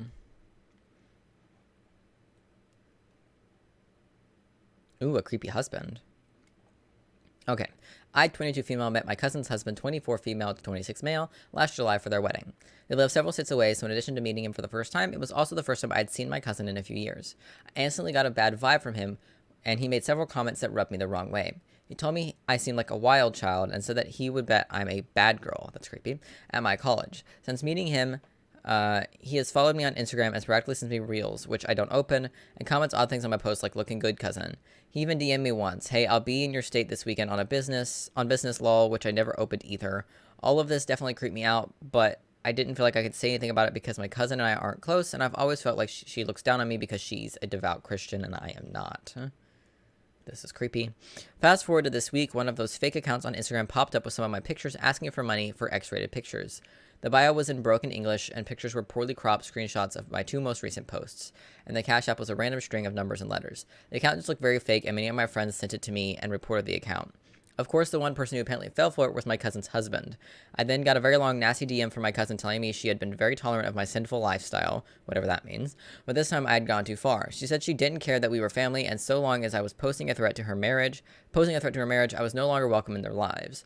I calmly and politely responded that this account was not me, and I had already reported the account to Instagram to be taken down, and I apologized for the apparent disruption to her day. She responded that she didn't believe me, and said she pities me for having such low self-esteem and would keep me in her prayers. I lost it at that point. I called her stupid for falling for an account that was so obviously fake and said that her husband was such a blatant creep. It was embarrassing. She even married him. I sent screenshots of the months of DMs from him that I never responded to, concluded by saying, if your marriage is so easily threatened, get a divorce. Don't take your insecurities out on me. Shortly after, I got an angry phone call from my mom and my grandma saying my cousin made an honest mistake and that my response was cruel and unjustified. Apparently, my cousin showed everyone our messages and is humiliated by what I said. My mom is worried our relationship with that side of the family is permanently damaged, and now I may not be welcome at future family gatherings because my grandma doesn't want the drama. I really don't feel like my response was out of line, but since no one else agrees with me, I'm not so sure. Yeah, cousin's hubby's try to fuck, and wife blames the girl. Exactly. Nah, not the asshole. No one is saying anything about how the husband tried to get pictures of you or tried to hit you up. Yeah. Your cousin started the drama by being gullible and dumb. Yeah. You and your cousin were victims here, so really neither of you should be blamed for this drama. Your cousin fell for a scam account, believing it was yours, though she could have listened a little more closely when you explained, and you didn't ask for all the attention from her husband. But they all feel sorry for her because she just found out that her God didn't reward her with a quality man for a husband. I'm really sorry, I'm really at a loss for why you're being blamed for your honesty here. And if your cousin was so humiliated by what you said, why is she showing everyone the conversation? Exactly. That's exactly what I was thinking. Why did she share it around if it was so embarrassing? Tell your mom to stop worrying since the drama came from someone who created a scam account, and that she needs to be standing up for you and your cousin in this, and that your cousin is the one who didn't believe you when you explained it wasn't yours, and there's really not much you could do but to combat the lies with the truth. What else could you have done? It's not your obligation to take responsibility for a scam account or a husband's creepy behavior. True. Yeah, she was the one who humiliated, but she spread it to the entire family. You did this to yourself, bitch. But also, who likes going to family events anyways? Disgusting. Sounds like a terrible time, to be honest.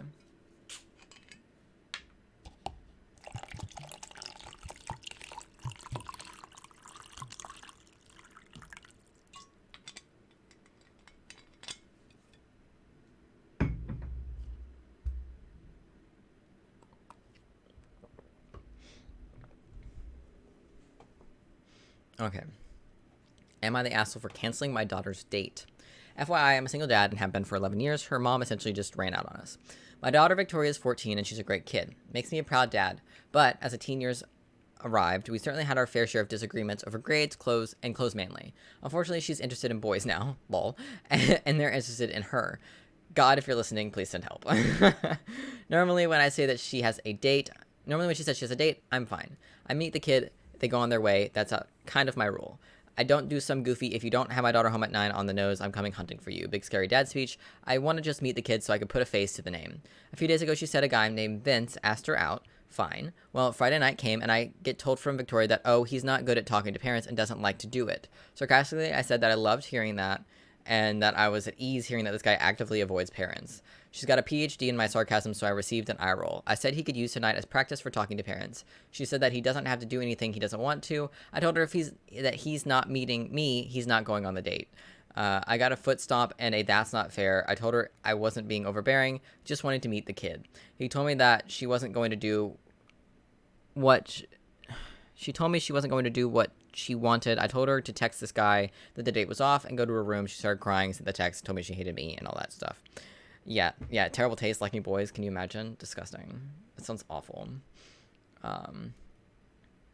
Yeah, no, that's completely reasonable. That literally all you do is like, I just want to see what he looks like. So if you go missing, I know who to report. You know, like, yeah, he doesn't like meeting parents. Well, too fucking bad. Too fucking bad. No, not the asshole at all. Nope.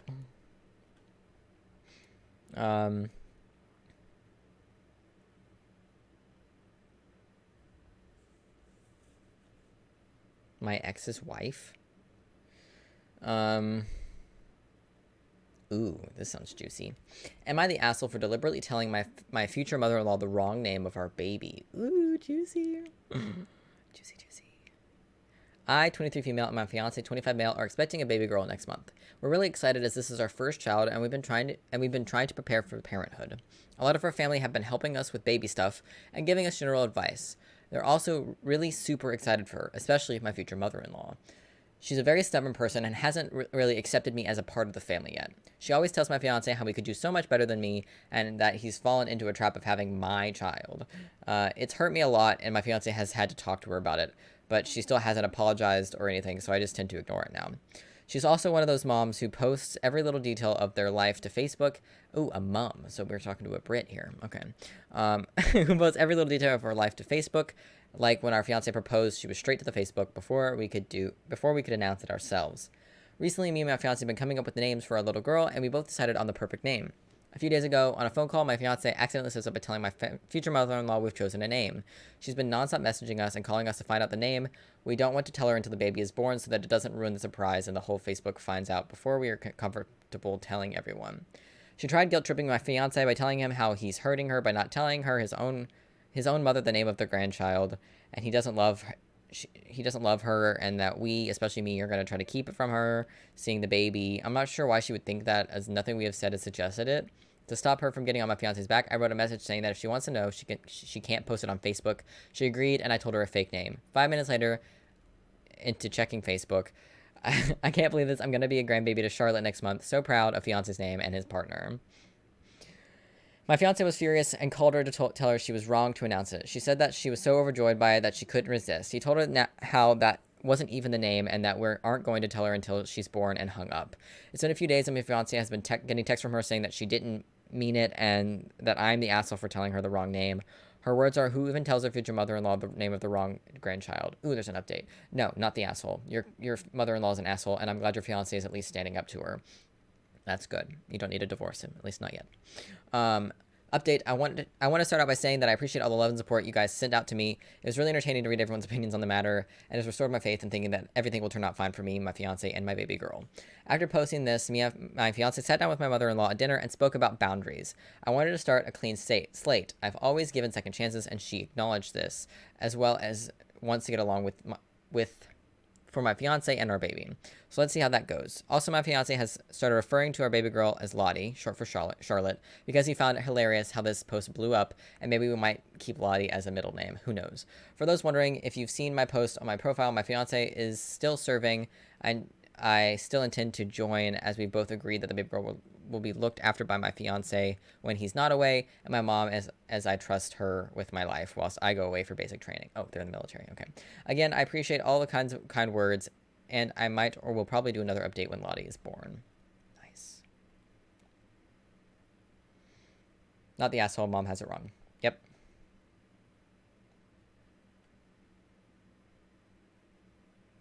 Super weird, yeah. She seems like the type from the last time we did an Am I the Asshole, where the mother-in-law, like, barged into the house, even though, like, the culture of the mom was, like, no one gets to see the baby for the first couple of weeks, so the baby just gets to interact with, like, the grandmother on the mom's side, and the mom, because the grandmother is there to help the mom, like, recover and everything, and also because it was COVID and all that stuff, and she just, like, barged into the house over and over again. She sounds like that kind of mother-in-law.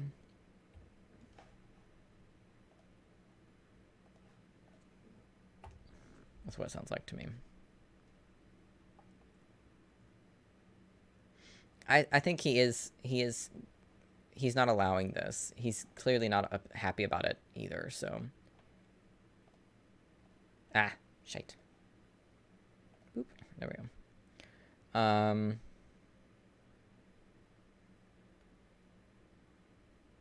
I'd have that bitch taken away in cuffs. Yeah, same. If my, let's say that me and my wife had a kid somehow, and it was COVID, and I said, you can only come see the baby after 2 weeks after it's born, and you have to be vaccinated, and my mom showed up to the house, I would call the fucking cops. No. Get the fuck out of my house. My wife is in recovery. My child is brand fucking new and incredibly susceptible to all the things. Get off my property.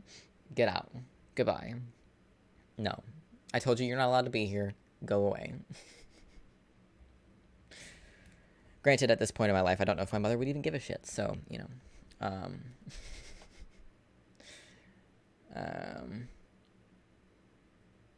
Ooh, a jealous, vindictive bitch. Ooh.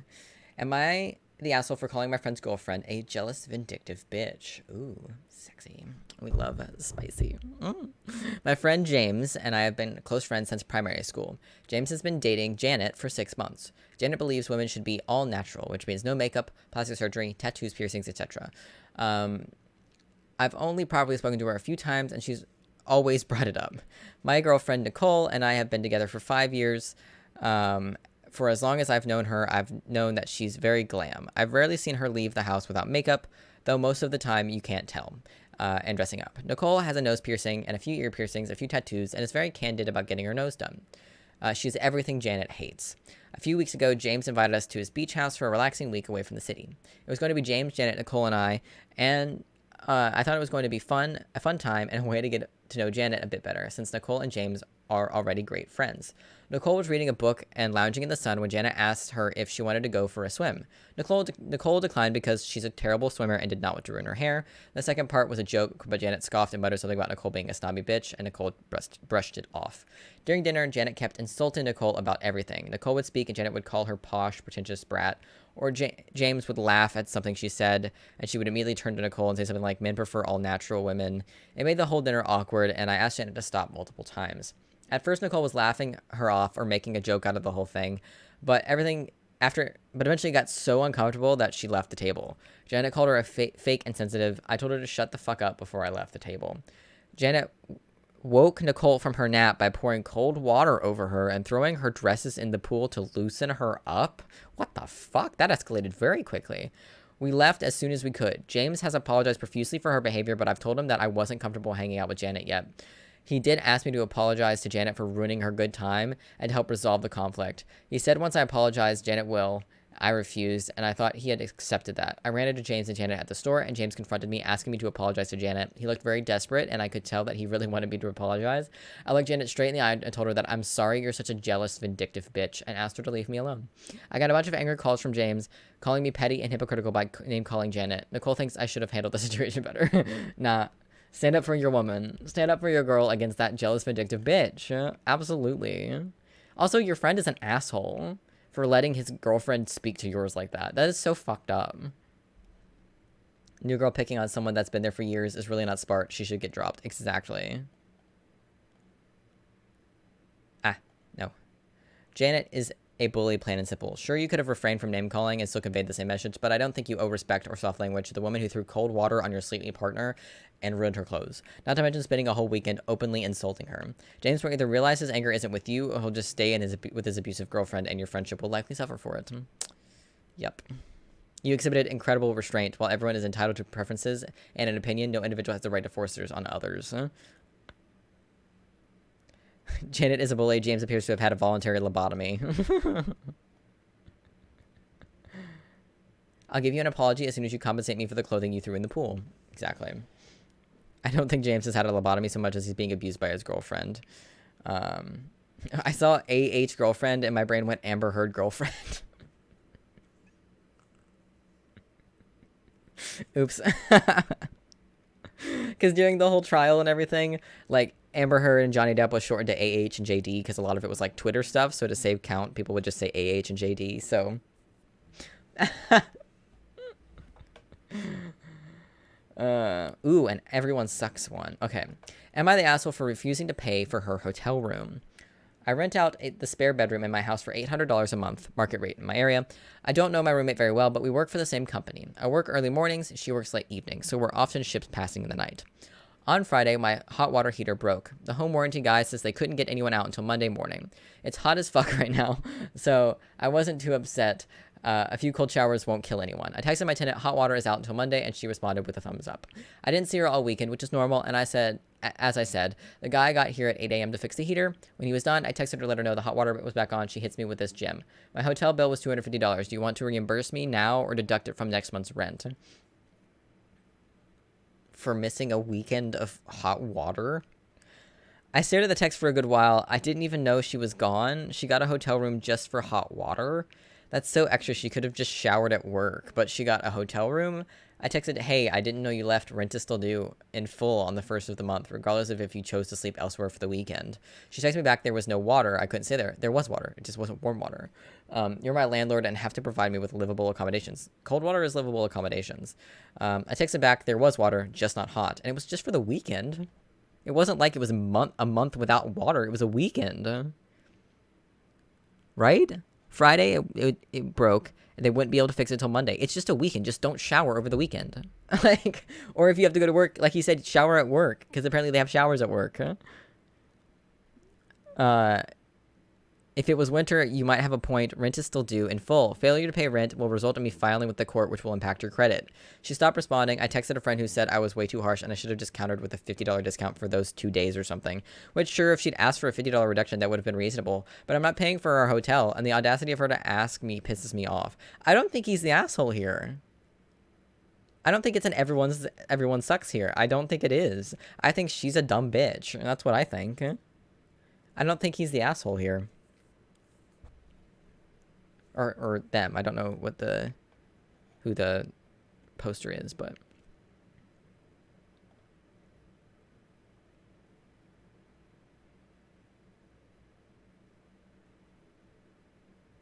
again, it's not having hot water for a weekend. It went out Friday and was fixed on Monday. That's only 2 days without hot water. If you can't survive without hot water for 2 days, that's your own fucking problem. It was for a weekend. Why are people acting like it was for a long time? But he said if she wanted to shower, if she wanted a warm shower, she could have just done it at their workplace. Yeah. Could have bought a membership at a workout place. She could have showered at work. OP states her workplace has showers. Some of you seriously live in fucking La La Land. If it had been her own house she owned and her hot water tank was out, do you think she would have gone to a hotel? No, she would have fucking showered at work or the gym for 2 days.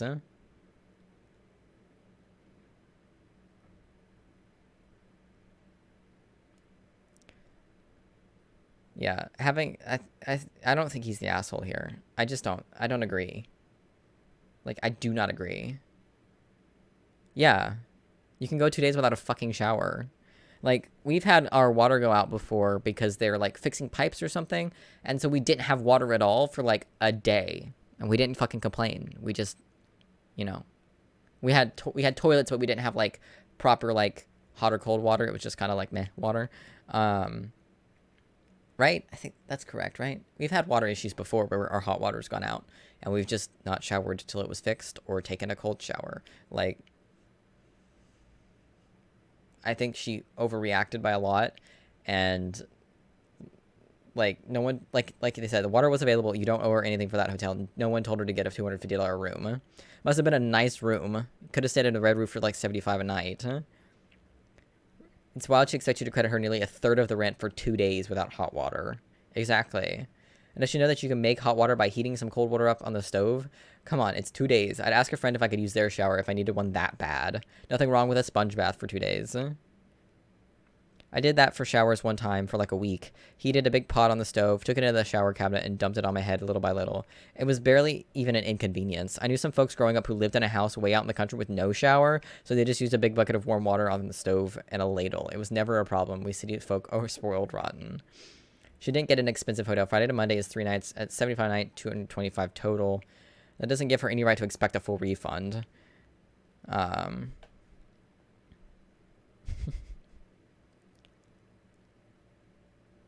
Weekend rates. Yeah, those are weekend rates. So that's actually pretty cheap for a Saturday and a Sunday with little notice. Assuming she was gone Friday to Monday, that's a 3-night stay. Yeah. I still think it's stupid. She didn't need to stay at a hotel. Their place of work has showers. Huh? But if you needed to shower and didn't want to take a cold one, it wouldn't be that big of a fucking issue to go to a shower or like go next door and be like, hey, our shower's broken. Can I use your alls? You know, like there's no need to spend $250 on a fucking apartment. Like that's so dumb.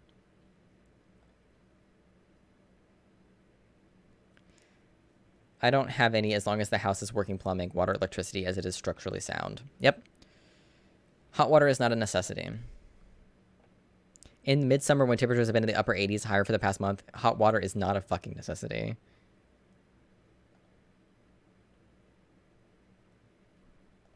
Yeah. Nah. Not the asshole. I disagree with the not everyone sucks. I think she's the asshole. I think she's just... I don't think she's an asshole. I just think she's fucking dumb. Okay. Let's see. Ooh. Am I the asshole for insisting on attending my sister's wedding? Interesting. Insisting on attending it. Strange. I, 32 female, have been dating John, 37 male, for 2 years. He's a single dad to 3 kids. 4, 6, and 9. I moved in with him and his kids a while ago. I gave to say that he's super protective of his kids. I haven't been able to meet them till later because he said they might not like me. So he started easing them into accepting me by encouraging me and pushing me to be extra friendly to them by buying them stuff and cooking for them daily and things like that. He's very busy oftentimes, and the boys have now clinged onto me because they see me more than they see him. Don't get me wrong, I'm grateful for the outcome, but the issue is that I can't be away from them for a long time. More than hours. Now that I've moved in, I can't go anywhere without taking them with me. I can barely have time for myself, but what's worse is that my work got interrupted by that. John suggested I work less hours, but it didn't happen. Interesting. Now my sister is getting married soon. It'll be held hours away, so I'll have to travel. The invitation stated child-free, so I can't take the kids. I see where this is going. When John heard about this, he told me to immediately call and apologize because I won't be attending. I was stunned, and I asked why, and he went on about how much the kids adore me and how they'll go crazy when I'm hours away from them. Besides that, he's too busy for work to look after them. Then get a fucking babysitter. I said it's not my fault, and he should either take time off work and stay with them or get a babysitter. He threw a fit about how selfish and unfeeling I was, and that he will only let me attend the wedding when I tell my sister to let kids come, but I can't ask such a thing of her. I insisted on going after he kept saying I shouldn't go. He went and told the boys that I was looking for an excuse to get some time away, and then and now they won't even speak to me. I confronted... You can tell what topics me and Stray prefer, lol. Yeah. I confronted him about what he did, and he said it's the result of me insisting on going to the wedding and choosing my sister over my stepkids. Yeah. He even said I should be thankful the kids accept me for who I am and are giving me this much attention. It sounds like he's tricked you into being his nanny. Am I the asshole for standing my ground and wanting to go? She's my only sister and we have a great relationship, so not attending her wedding can cause issues. Not the asshole. Editing some information. To answer the question about biological mom, his eldest is from his late wife, then dated his ex-girlfriend and had his middle and youngest child with her. Now she's out of the picture. The eldest used to be kind of distant from his half-brothers and had issues with them for years. I was left to navigate through that and help him rebond with them. Like I said, all of them like to spend time with me, so as a result, they're bonding together, which is just a great thing. John was clearly too busy to try and fix this problem a long time ago. Not the asshole at all. This man is taking advantage of you. Absolutely. Making sure she's not financially independent enough to get out. I like the will only let me thing. Like, bruh, she's a grown-ass woman and you ain't letting her do anything. Exactly. Yeah, this man is keeping you as a free babysitter and housekeeper to escape parental duties. I don't know if it's a you need to get out situation, but it's definitely a conversation that needs to be had. Let you attend the wedding? Yeah, that is a red flag, though.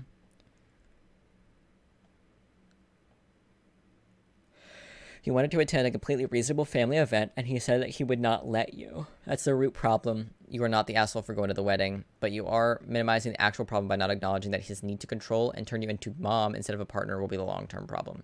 Exactly. I agree. Not the asshole.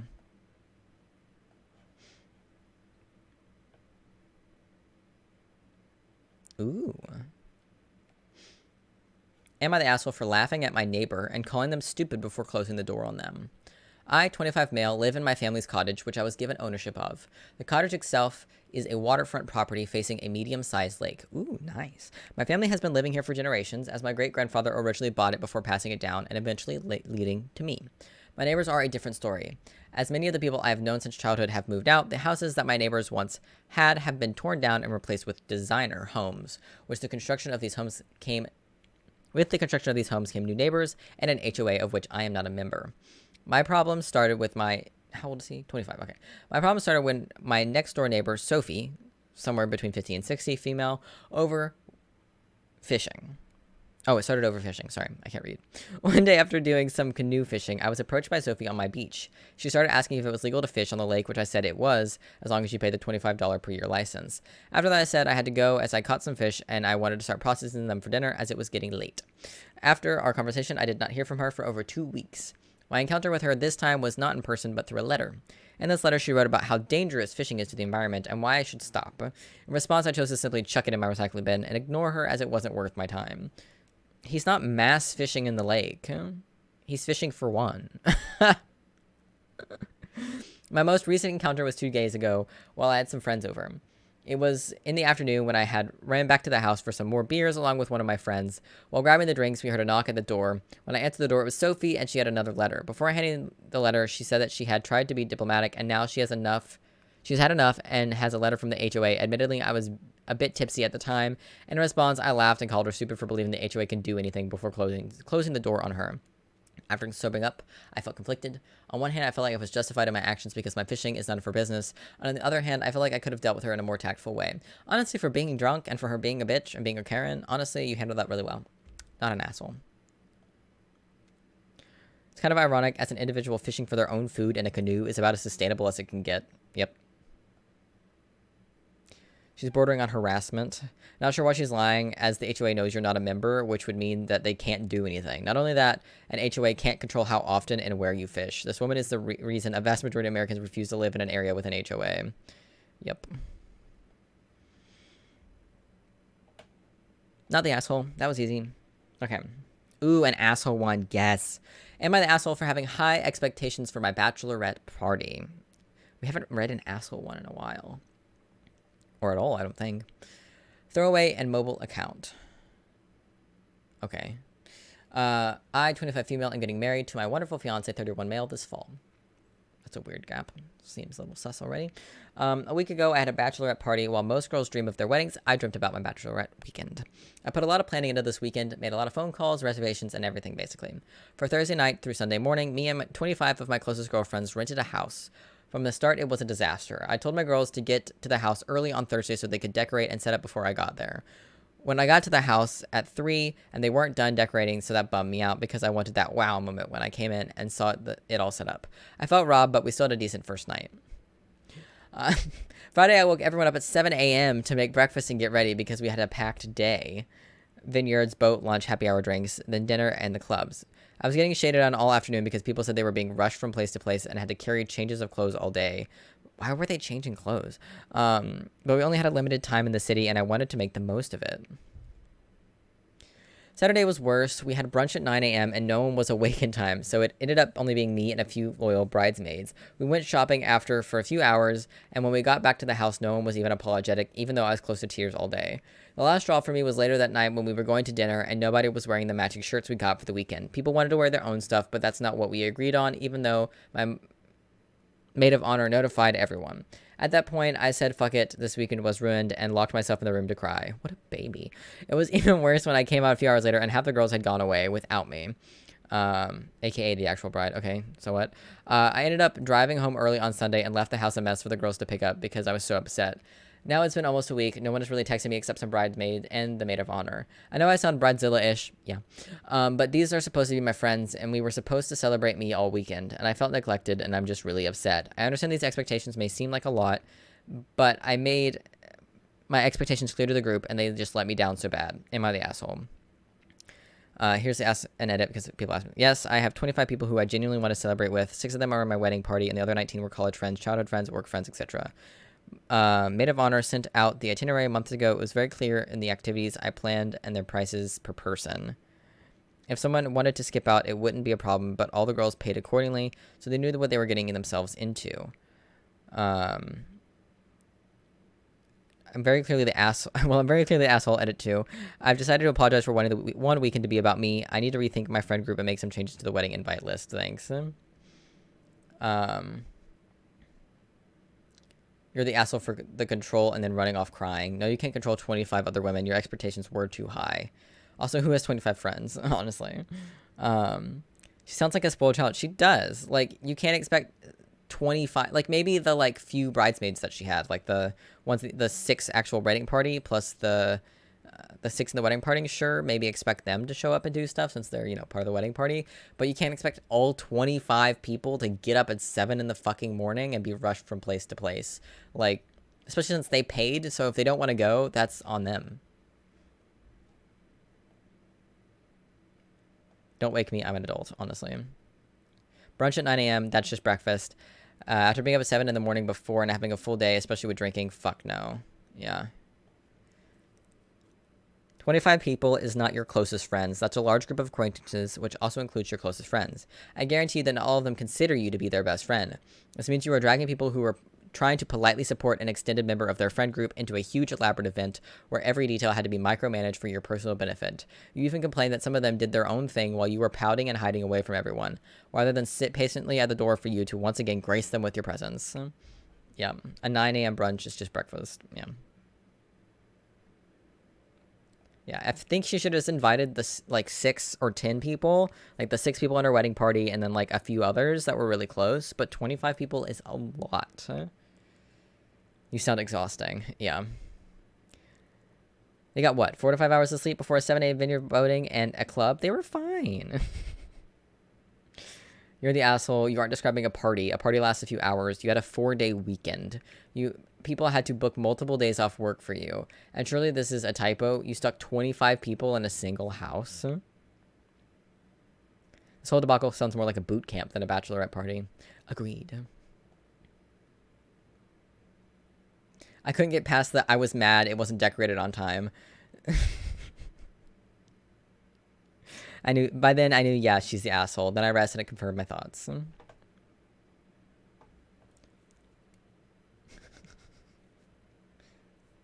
Unlike other girls, yeah. You can get 25 people houses, yeah.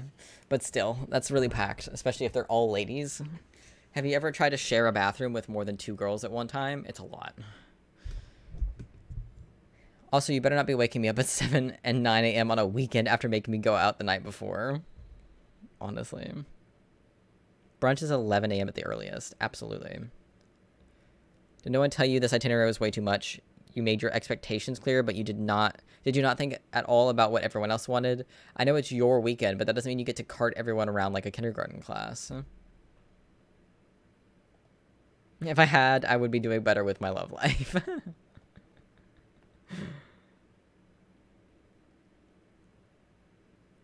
Oh boy. Drama. Hold on, let me go see if Max is done with work yet.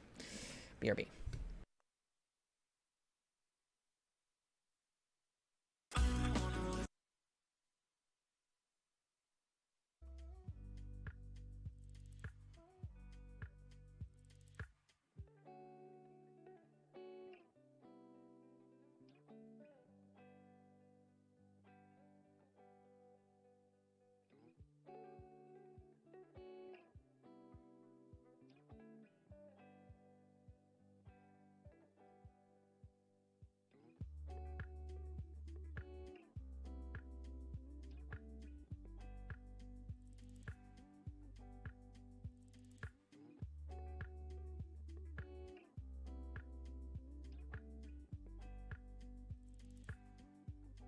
Okay, this will be the last one for the day.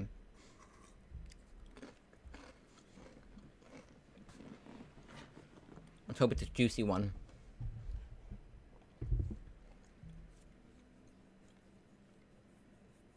It didn't exist. Yeah. I feel that. Okay. This subreddit's been around for a while. 2013. Nice. Almost 10 years.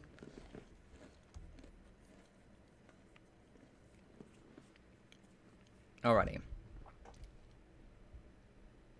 Hello? Alright. Am I the asshole for leaving dinner at my husband's family's house over a comment he made about my miscarriage? No. I'm going to start off by saying no, you are not the asshole, but we will find out. Okay. My husband and I have been trying to have kids for 3 years. I've had a series of miscarriages and not a single pregnancy was successful. Our recent miscarriage was a month ago, and although my husband never said anything up until now, these have such trying to times for me personally. The tension and emotions are very overwhelming, and I've become too sensitive even at the mention of the topic. I mean, yeah. You've had multiple miscarriages over the past 3 years. That's traumatizing. That's a lot. Okay.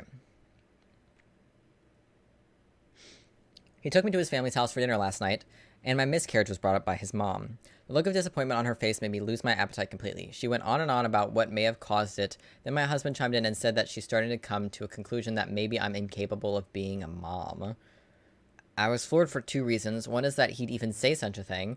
2 is that no doctor has told me that there is something wrong with me specifically. So for him to declare that I was incapable of bearing children and being a mom hurt like a sting. I looked at him and he was like, "What?" Then told me not to get offended since he was just being honest. He said he loves me and thinks I'm perfect, but still thinks that I'm flawed in that area. Then you don't think she's perfect, huh? Referring to motherhood. I'd had it at that point, and I just got up from my seat and took my stuff and headed to the door.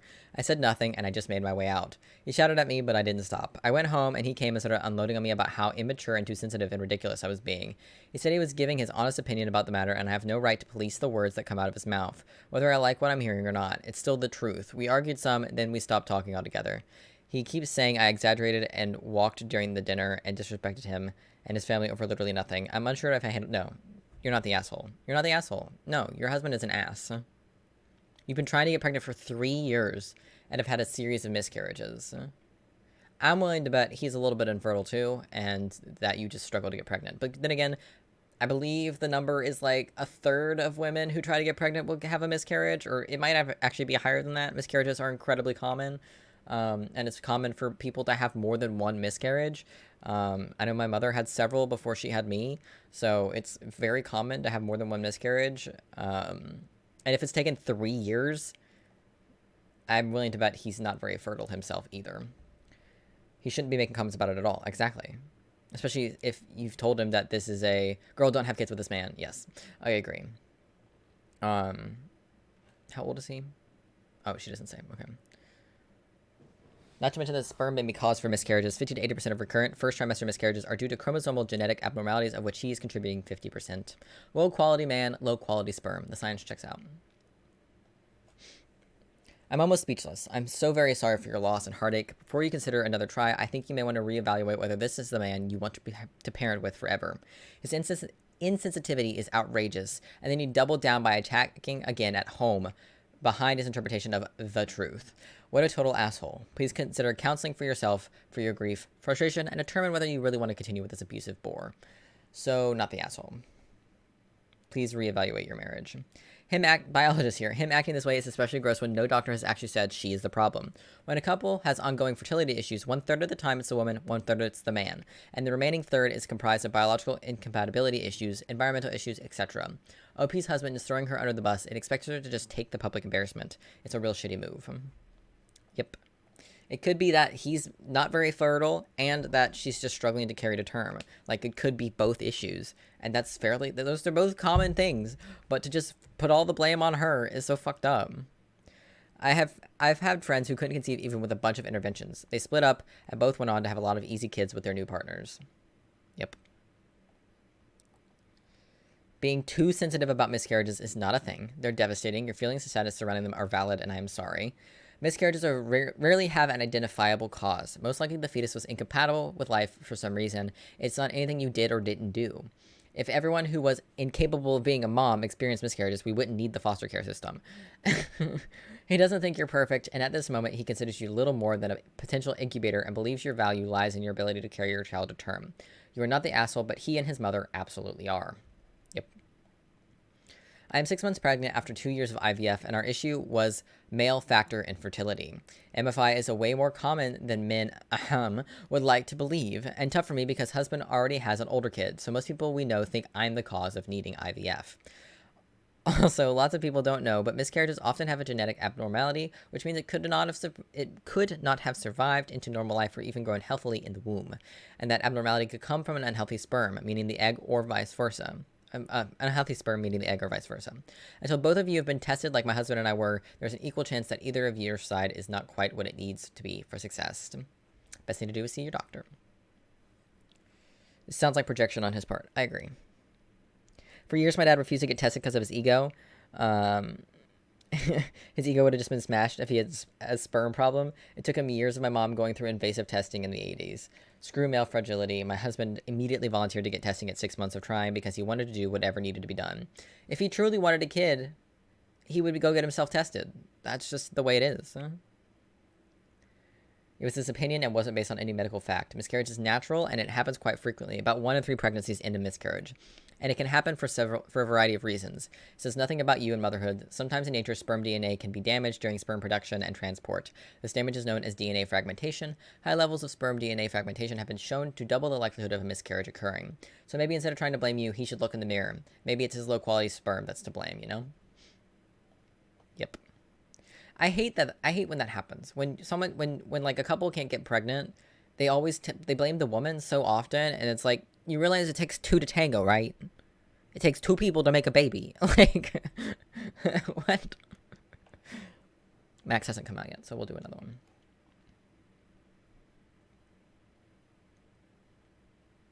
No, I'm not even going to read this one. The answer is no. You are not the asshole for taking medication in front of your future step-siblings. I'm reading the comment section of the video I mentioned. I know 4 ISTPs and they have dogs. Perfect for oxytocin release. Yeah.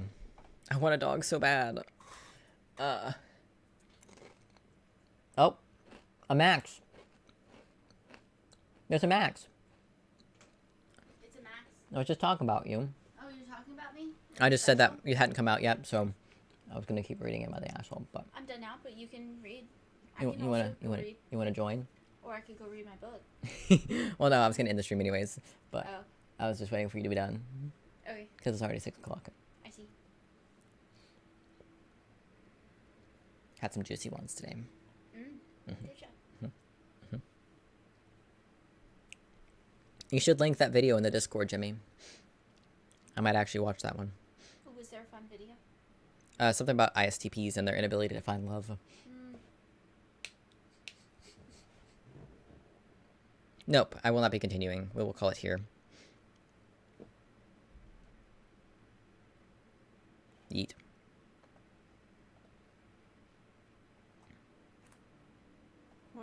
16 personalities answer questions about their dating lives. See, I don't want to watch that either, because I feel like the INTJs are going to be like, You'll never find love. I have a cat, and that's my life. He said that the comments said, I know 4 ISTPs and they have dogs. Perfect for oxytocin release. Honestly, I think a dog could improve our mental health insanely. But we can't get a dog because we live in an apartment. So, Yep. I want to wait until we're renting a house. yeah. So the doggy can Have a yard. run around in more places, yeah. He died. He died? No. Well, I wasn't betting because I was doing yoga, so.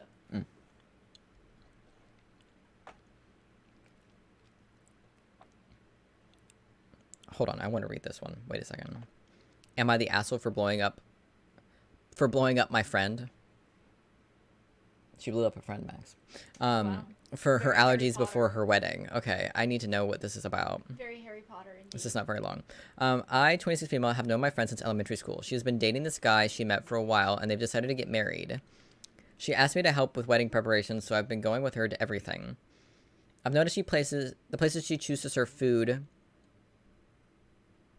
she was allergic to.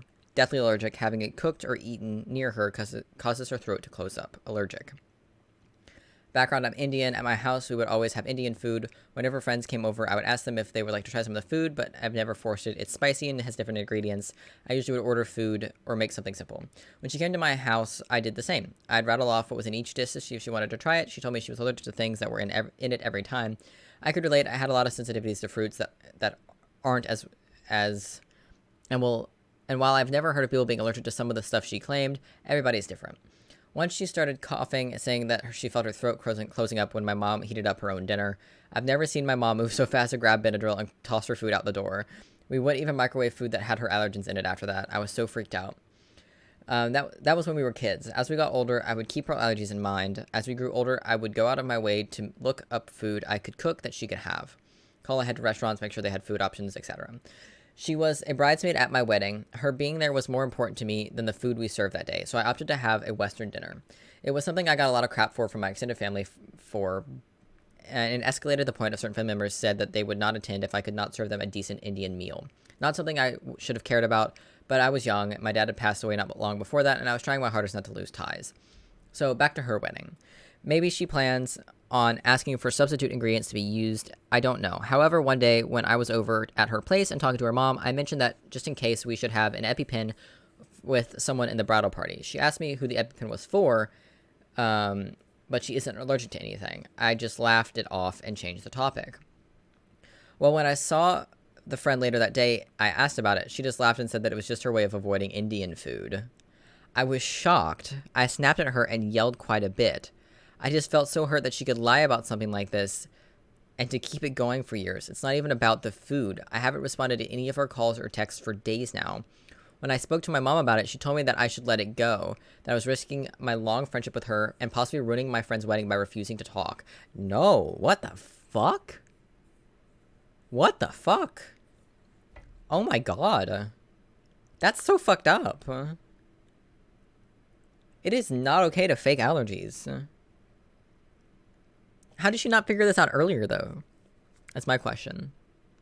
Did you never speak to your friend's mother before this? What the hell? You sacrificed your Indian wedding by not having Indian-style meals for her, and because she was supposedly deathly allergic to the stuff. And it turns out she's not. Yeah, no. I would absolutely beat the shit out of her. You ruined my wedding for this? I risked family member relationships for your dumbass. For your horse shit. No. In that friendship. Absolutely. She's still lying to you because it was just my way of avoiding eating it. Okay, why the hell did she do it when your mom was making food for herself? There was literally no reason to take it that far. The fact that she's still lying caused you to have problems eating at your own home and have food thrown out at least once because of her. It tells me simply the fact it's about her. She isn't and never was your friend. She might be a compulsive liar. Oh my god, that is awful. What a charade to play for decades. If she'd outed herself already before this, haha, dumb kid shit. But letting you go so far out of your way past the point of reason? Yeah. I love the smell of Indian food. I don't always love the taste of Indian food, but it always smells delicious. So I can't understand that, personally. Like, I don't like all of the Indian foods, but, like, you know, I've not had all of them either, but all the ones I've had, I've not liked the majority of them, but they always smell delicious. She complained when her mom heated up her own food because she hates the smell. Yeah. No, that's not okay. Grade A asshole. She's a racist and a liar and doesn't deserve someone as thoughtful and caring as you in her life. I agree. It is a bit racist to take it that fucking far.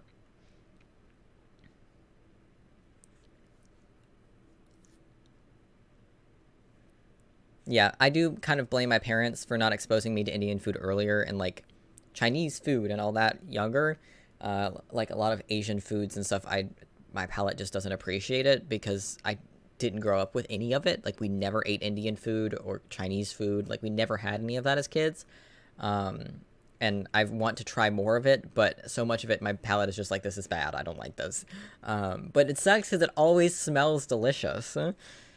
I whine when my family heats up food I think smells bad, so I'm sure that's why, but I'd never say that I'm allergic. Exactly. Like, sometimes Max heats up some food, and I'm like, that smells terrible.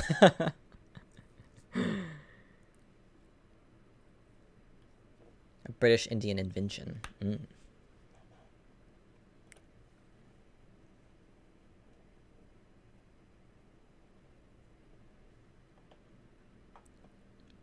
Yeah, what she did is also disrespectful to people with actual real life-threatening allergies.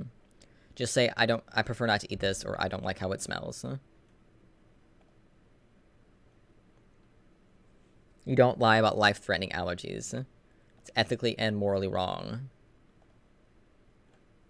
Why does this post not have any upvotes, even though it's got all... Why are the comments closed? Weird. There's not a lot of replies. That's so beyond fucked up.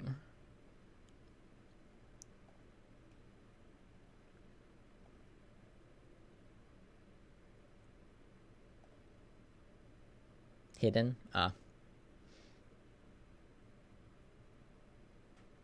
That's so fucked up. I think that might be the most fucked up one we've read today. What the hell? Alright, that's the end. Close the tab. Damn it. Okay. Alright, that's it for today. Tomorrow we'll be playing through Stray again. I might play through it again tonight. Probably not, but we're going to try to play through it a bit quicker than we did last time. See if we can get it done in one stream. Maybe, unless I change my mind tomorrow. But that's the plan for tomorrow. I will see you all tomorrow. Thanks for hanging out, and goodbye. Oh, and also, there was stuff that we did while the stream was down. So if you want to check that out in the VOD once it's up sometime tomorrow, feel free to do that. All right, bye.